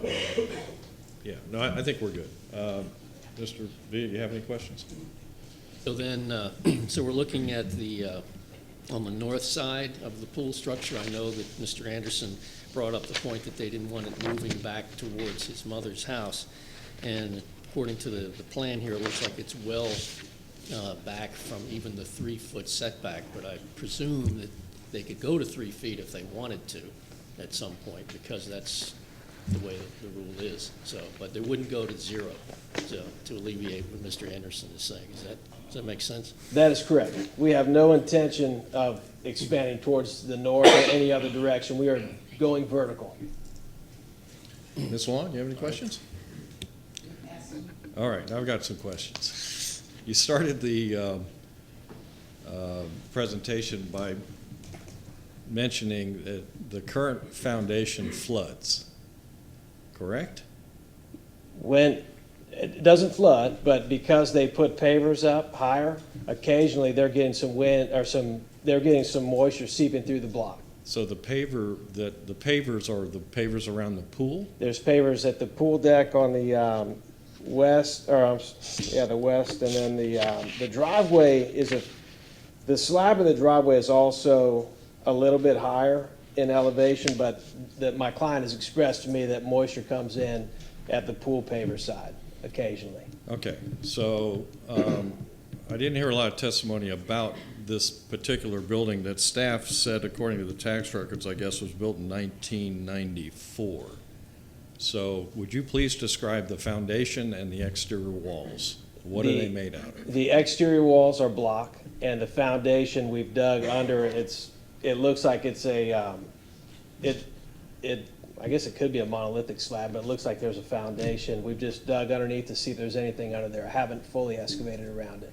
Okay, so you need to determine that to see if the current Florida building code will even allow you to go up, whatever.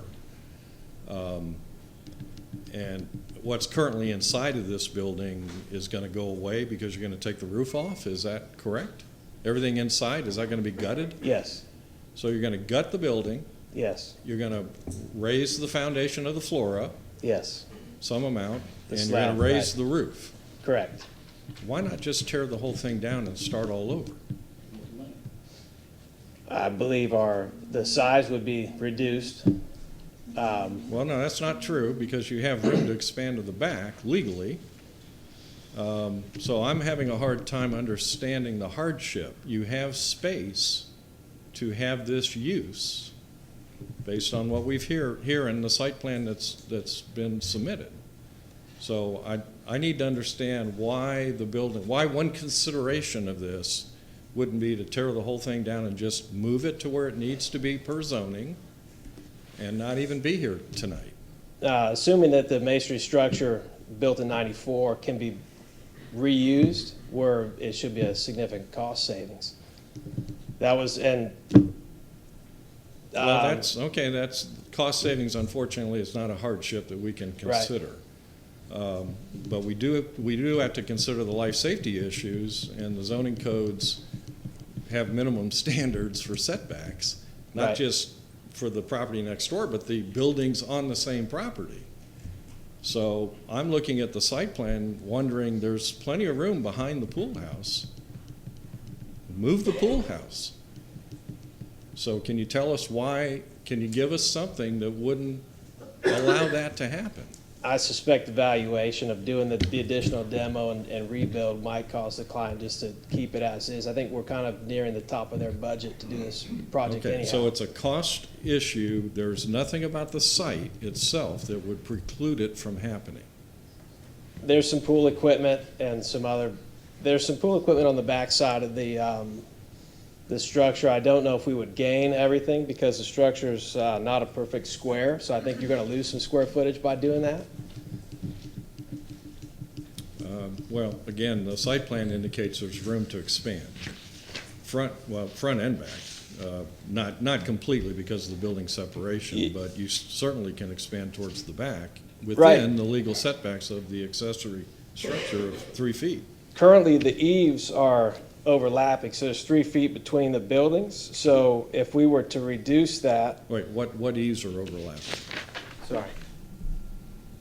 This shows the wall, the outer wall. Okay, so the eaves, the roof eaves are much closer. Right. Okay, do you have a picture of that? In this picture, I might have a better one here, but that is the eve of If you the have a house. better one, you need to show it to us, because that one's hard to see. All right.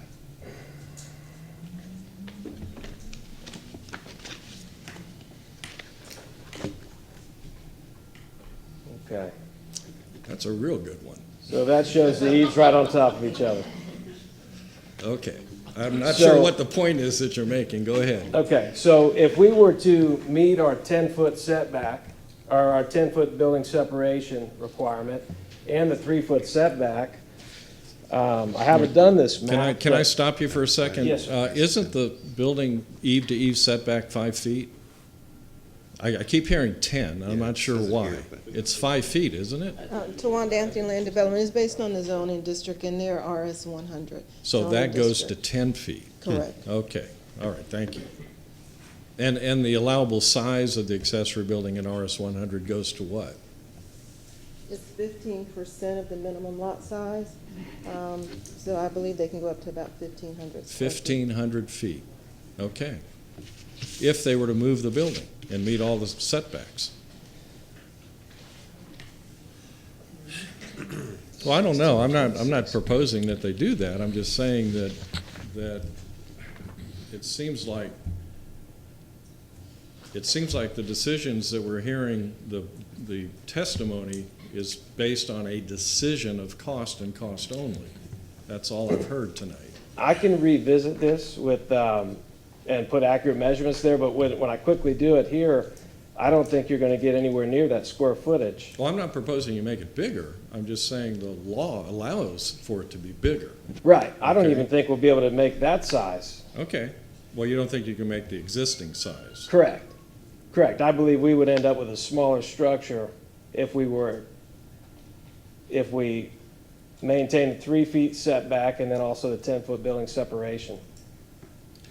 Well, I believe it would be a much smaller but, I building. mean, it's a mute point tonight because that wasn't explored. That concept or idea wasn't explored so you could share it, so. Anyway, those are my questions. I was trying to find out what the hardship is. That's how we have to make our decision. And the only hardship I've heard tonight, and board members, if you've heard another one, please bring it forward, is the cost of things.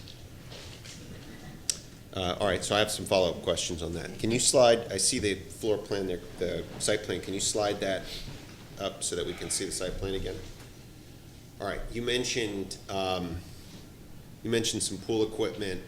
Can you point to where you believe the pool equipment is located? The pool equipment is right here. Okay. So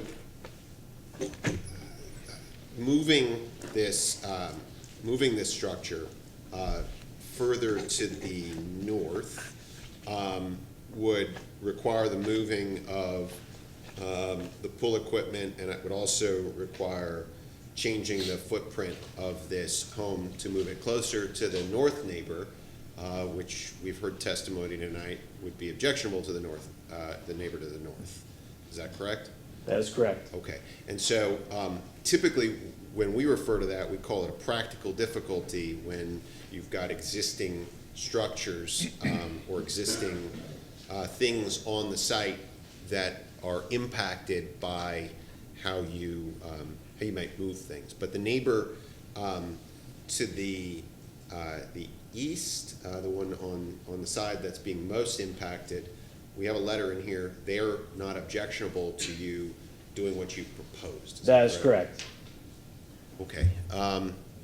So while Mr. Chairman, Mr. Brown has accurately stated that there may be issues with hardship, the existing structures and the changes and the placement and moving of those things, you're saying could be a practical difficulty to that would impact your moving this thing further to the north. Correct, and I believe, as stated, that our neighbor to the north would be unhappy as well. So I think we're the neighbor to the east who's most impacted is on board with this.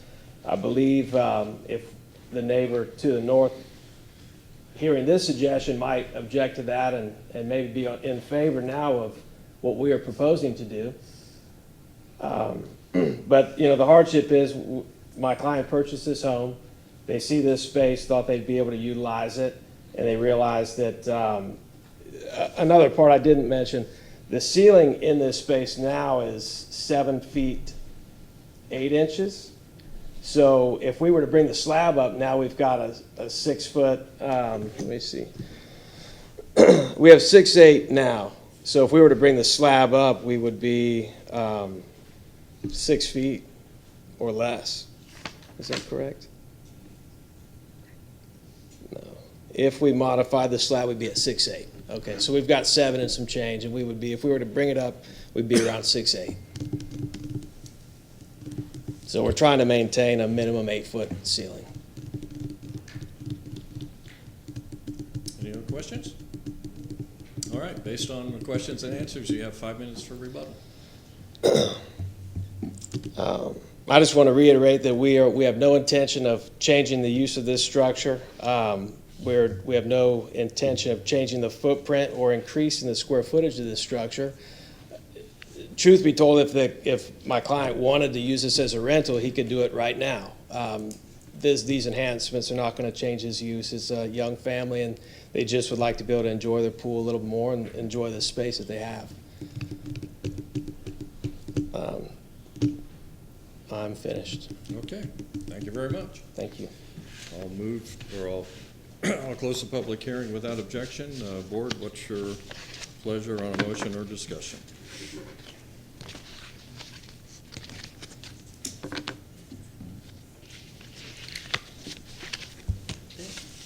Pool house has been there for years. Well, we heard 1994. Yeah, years. 94, 95? Well, the main house, okay, whatever. It's been there for a long time. And the current owner did not put it in. It was there when he purchased the house. So what we're doing with the pool house is basically vesting it and letting them raise the roof, fix it so it's usable. Okay, the building separation bothers me, but I'm sure when they go to do anything, the code and the fire department will stick their noses in and make sure they make it safe. So although I don't like the 0 building separation, I'm inclined to approve this. I'll say, Mr. Brown raised cogent, intelligent points to say, why don't you move this? Why don't you fix an issue? If you're going to be doing some construction here anyway, why don't you fix it so that we don't have these problems? But I do see some practical difficulties as a consequence of that. It's a great question, it's a wise point, but there are things there that become problematic when you say, well, let's start moving it. And it sounds like from the concerns of the neighbors, the plan that's in place is the most desirable to the folks who live there. And the good neighbor situation that we currently have might be maintained best by not fixing the problem, as you so eloquently stated. Anybody else? And I would concur with that. I think that the plan as presented by the applicant is the least invasive to the neighbors. In other words, doing these other things, moving the building that then requires moving the pool equipment and so forth is a lot more invasive. And I would be inclined to support it, and I can make a motion should we want to do that. All right, so I move that the variance request for case VRB 19-60 for property located at 4111 West Barcelona Street, Tampa, presented the public hearing seeking relief from sections 27-156 and 27-290, and that's in order to reduce the side yard setback from 3 feet to 0 feet and reduce the building separation from 10 feet to 0 feet in order to renovate the existing structure. And that's including the encroachment of the eaves and gutters, which are already present anyway. And that's based upon the applicant presenting competent and substantial evidence in the record, and at this public hearing of an unnecessary hardship or practical difficulty when considering the 5 hardship criteria set forth in section 27-80 of the city code. And specifically in this case, I think the alleged hardships or practical difficulties are unique and singular in that the pool house building was a pre-existing item in 2016 when the property was purchased. And also considering that the pool and the pool equipment were also in place, and those things limit movement of the building. So therefore, I think it should stay where it is. I'll second. All right, we have a motion for approval by Mr. Villa and a second by Mr. Feldman. All in favor say aye. Aye. All opposed, nay. You're approved 4-1. Thank you. Next case, VRB 1975. Towanda Anthony Land Development. This is application number of VRB 1975. The property is located at 3918 West San Obispo Street. The applicant is John Lum. The agent is Steve Michelini. The summary request for section 27-156, the applicant is seeking to reduce the corner yard setback from 15 feet to 7 feet to construct a new single-family residence. The property is zoned RS75 and received a demo permit in 2019, as well as the applicant purchased the property in 2019. There is currently an active building permit request for a new single-family residence.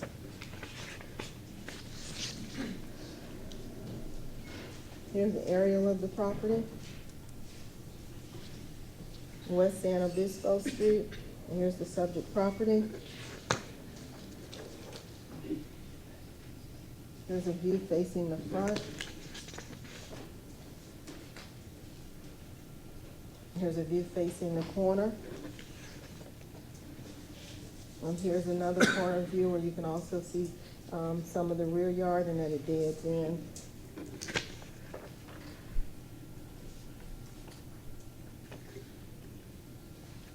Here's the site plan, and they're requesting to reduce the corner yard setback from 15 feet to 7 feet.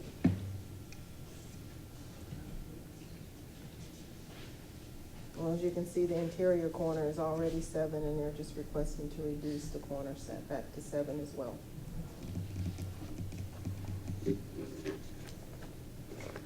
Any questions for staff? I see none. Thank you. Mr. Michelini, welcome back. Thank you, sir, and good evening. Steve Michelini, Yes, I've been sworn. This is a non-conforming lot. It is 50 feet wide, and it's zoned RS 75, so we are already at a 2,500 square feet disadvantage. And the width, and also being a corner yard, creates another difficulty, which, you know, the added 8 feet of corner yard setback causes a problem, and it actually reduces the building footprint, available building footprint, from 28 feet to what normally would have been 36 feet. But let me show you on the site plan what happens here. If you apply the 15-foot setback, this portion of the house would be completely eliminated. And then you would only have this other portion, this sliver here, left as a building footprint. There's an additional 20 feet between the property line and the edge of the pavement on Obispo and also on Grady. So in discussions with the Transportation Department, they agreed that this would not create a site obstruction or cause any problems with the view triangle at Obispo. The garage was being proposed on the far south end, away from San Obispo. So we're meeting the other setbacks, the 25 in the front and the 20 in the rear, and the 7 on the inside corner here. So we're requesting relief. They obviously didn't, they were not the ones who platted this lot. This is a lot of record, and we're respectfully requesting the ability to build a reasonable size single-family residence here that would not trigger any of the other difficulties, you know, normally associated with that corner yard setback. So as I said, we have an additional 20 feet from the property line to the edge of the pavement on San Obispo, an additional 20 feet from the property line on Grady. This is not a heavily traveled residential street, and we are mitigating any corner yard view triangle issues by moving the garage to the rear. Again, it's zoned RS 75. It's a 50-foot wide lot. We are trying to do the best that we can on a very small lot and rebuild a single-family residence. I think the code certainly would provide relief in this. The practical difficulties are fairly obvious, that I don't think anyone expected them to build a 25-foot wide house on a single-family lot. And when these were originally platted out, the RS 75 district didn't even exist. So when the codes changed, it created a hardship as well. So the relief that we're requesting is, I think, anticipated by both the code and the comprehensive plan. There's no other property owner that would be adversely affected by this, and there's plenty of additional space between the edge of the pavement and the right-of-way line. There's 60 feet of right-of-way reserved on Grady, which is unusual for a residential street. So we have a lot of room there to accommodate for and provide safety and clearance. So we're respectfully requesting your approval to reduce the corner yard setback from 15 to 7 feet, which would have been the normal development pattern in this area. I'll be happy to answer any more questions you might have, but I think that this does meet the practical difficulties and hardship criteria as contained in the code. Does that complete your presentation? Yes, sir. Anybody in the audience want to speak on this application? Come forward now. Please state your name, address, and if you've been sworn. My name is Michael McNabb. I live at 2404 South Clark Avenue, 33629, and I have not been sworn. Can we do the honors? And if anybody else has come in after we got started, please stand now and be sworn in.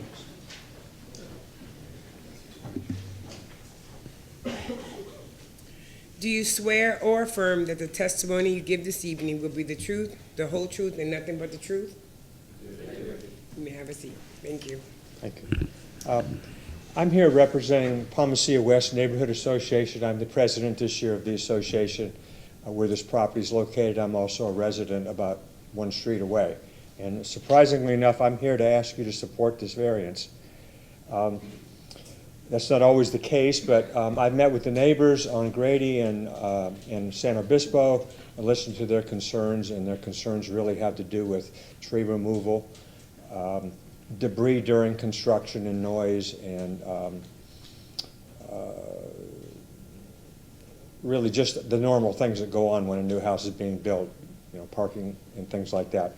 I've spoken to Mr. John Lum about those concerns, and he's responded to me in writing that if there's any problem with construction, he will step in and take care of those. So I think this is a plus for the neighborhood. It's an unusual situation. Most of our lots in Palmacia West are about 65 feet wide or more, or 2 lots. So this is one of just a handful of lots that I know of that are 50 foot. And so I'm in favor of it. Our association is in favor of it. I would ask you to just approve this tonight. Thank you. You're welcome. Anybody else in the audience want to speak on this application? Seeing none, board, do you have questions for the applicant and/or staff? Nope, you have 5 minutes for rebuttal. No, thank you, sir. All right. Without objection, I'll move to close the public hearing. Would somebody like to make a motion? Yeah, I'll make a motion. This long, I'll make a motion. Yeah, no, actually, that's my math. I move that the variance request for VRB 1975 for the property located at 3918 West San Obispo Street, Tampa, Florida, be granted as depicted on the site plan presented at the public hearing for a, let me get this right, reduction in the corner yard setback from 15 to 7 feet per section 27156 with an encroachment for roofs and gutters based upon the applicant presenting competent and substantial evidence in the record and at this public hearing of an unnecessary hardship or practical difficulty when considering the 5 hardship criteria set forth in section 2780 of the city code. Specifically, that this is a 50-foot wide lot that is zoned RS 75. If it had been zoned RS 50, they would only need a 7-foot setback. But because it's zoned inappropriate for the actual size of the lot, and then additionally, there is 20 feet setback from the lot to the road surface on the 2 sides that have roads. So there's plenty of clearance for safety. So based on that, I feel that they should be allowed to, that we should approve this variance. Second? Second. All right, I have a motion for approval by Ms. Long, second by Mr. Feldman. All in favor, say aye. Aye. Any opposed? Been approved 5-0. Thank you very much, 5-0. board. Gotcha. Next case, VRB 1977. Towanda Anthony Land Development, this is case VRB 1977. The property location is 2501 Mystic Point Way. The applicant is Brooks Bird. Per section 27156, the applicant is seeking to reduce the front yard setback from 25 feet to 10 feet and reduce the side setback from 7 feet to 0 feet to construct a trash and mail facility for the Shell Point Estates Homeowners Association. The property is zoned RS 60 and was purchased in 2017.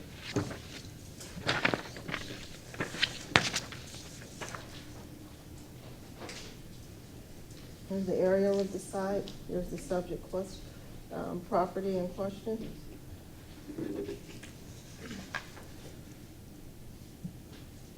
Here's a photo of the property. You can see the mailboxes and the trash receptacles there. Here's another view facing north.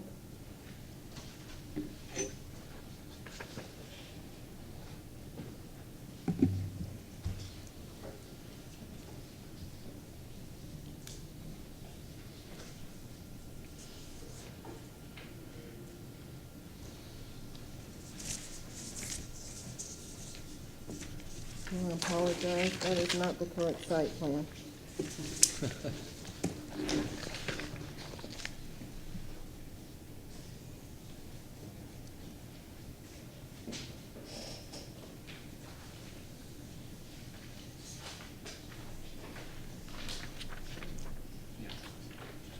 And here's the site plan.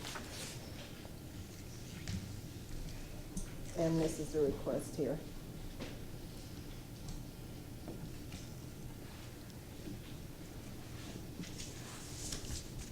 Are there any questions for staff?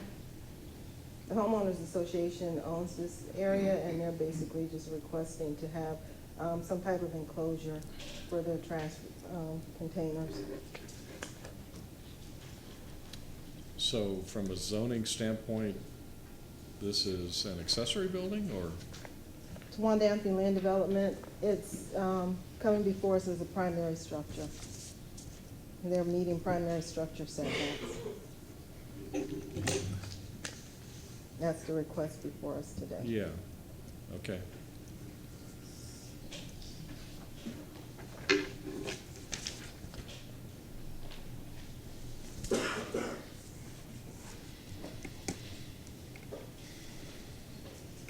Ready for me? Yeah, I'm Okay. sorry. Yeah, come on down, state your name, Sure. address, and if you've been sworn. Hello, my name is Brooks Bird. I live at 2510 Mystic Point Way. I'm here representing the Shell Point Estates Homeowners Association. I also happen to live there. Let's see if this will work.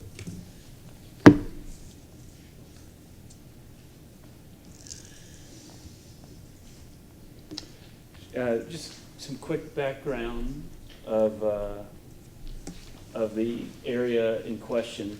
The highlighted area is the parcel that's made the variance request, and that's 2501 Mystic Point Way. This is a private road owned by the association, and this area is a gated area inside Mystic Point Way. The purpose of our request is because it's a private road, private gated road, solid waste does not come in to service or pick up our garbage cans. So our garbage cans typically reside right here, and this is the area in question. And so what we're really proposing today is to build a structure to beautify that a little bit, make it look a little nicer, and come up with a solution that it appears our neighbors would be in favor of. Again, in this is just a down look at the survey. This is the proposed trash facility.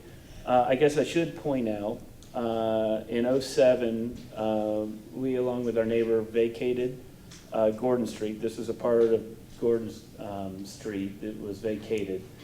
It has an easement on it. It's utility easement and power easement, so no structures can be built on that vacated road. So the area that we're proposing to reduce the setback from is to 0, from 3 to 0 on this, I'm sorry, from 7 to 0 on this property line right here is an area that nothing can be built on. And then the front setback, because we're looking at this, it's really an association, it's a road, it's an association parcel, but it's zoned as a RM60. So the typical setback, or the approved setback there would be 25, and we're proposing to go to 10 feet here.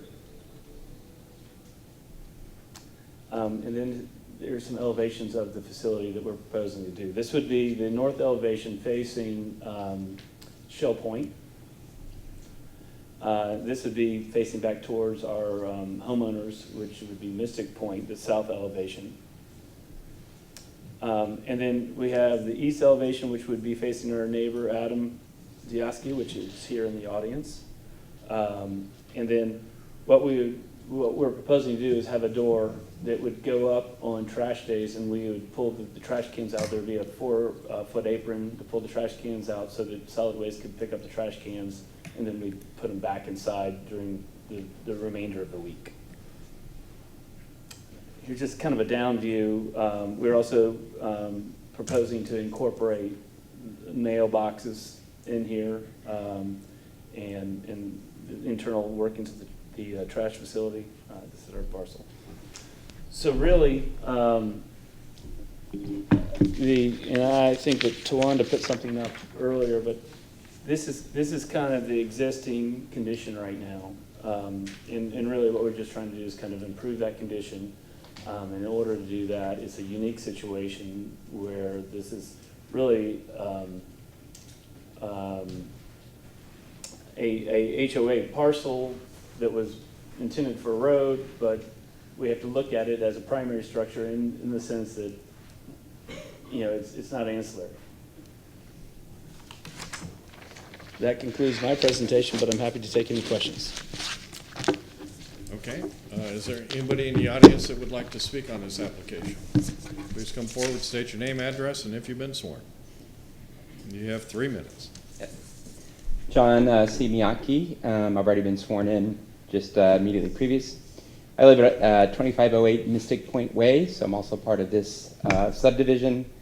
I moved there 6.5 years ago, and this is a recurring issue. When we finally sort of have cooperated with Mr. Diasti, whose house is immediately adjacent, the entire street is sort of woken up. Gordon has woken up, and there's very recent efforts to beautify and replace many of the structures. This is part of it.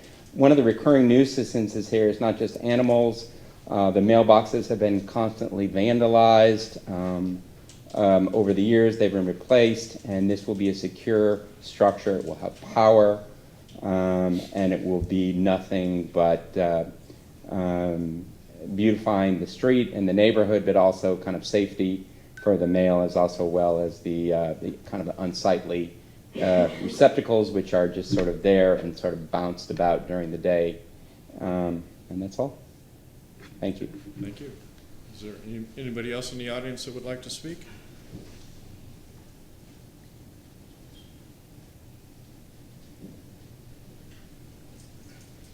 Name, address, and if you've been sworn.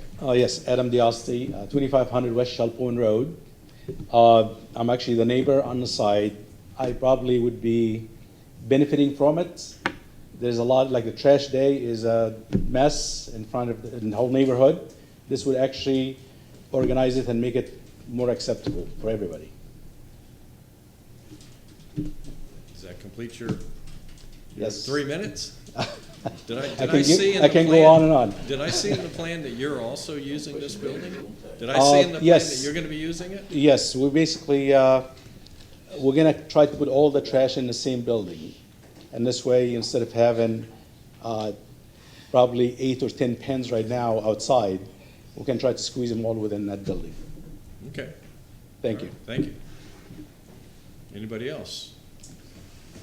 I see none. Board, do you have any questions for the applicant or staff? I just have one zoning question, or legal. The plan does show that the neighbor, Mr. Diasti, is going to access the east side of the building, that is the 0 setback side from the vacated alley. I don't know, is there any zoning issue with that, or?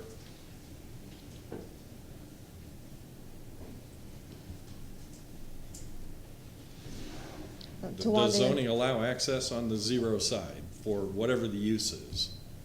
Towanda Anthony Land Development, for the type of use that's being proposed before us today, that should be sufficient. Yes, he can access the alley. So it is allowed? Yes. Okay. All right. Anybody else have any questions? Applicant, you have 5 minutes for rebuttal. Of your neighbor who's in support. All I would also add is if there, this is clear the intended purpose of this structure. So if you chose to impose any restrictions on this variance, that it must be for this use, then we have no objection to that, and that's really it.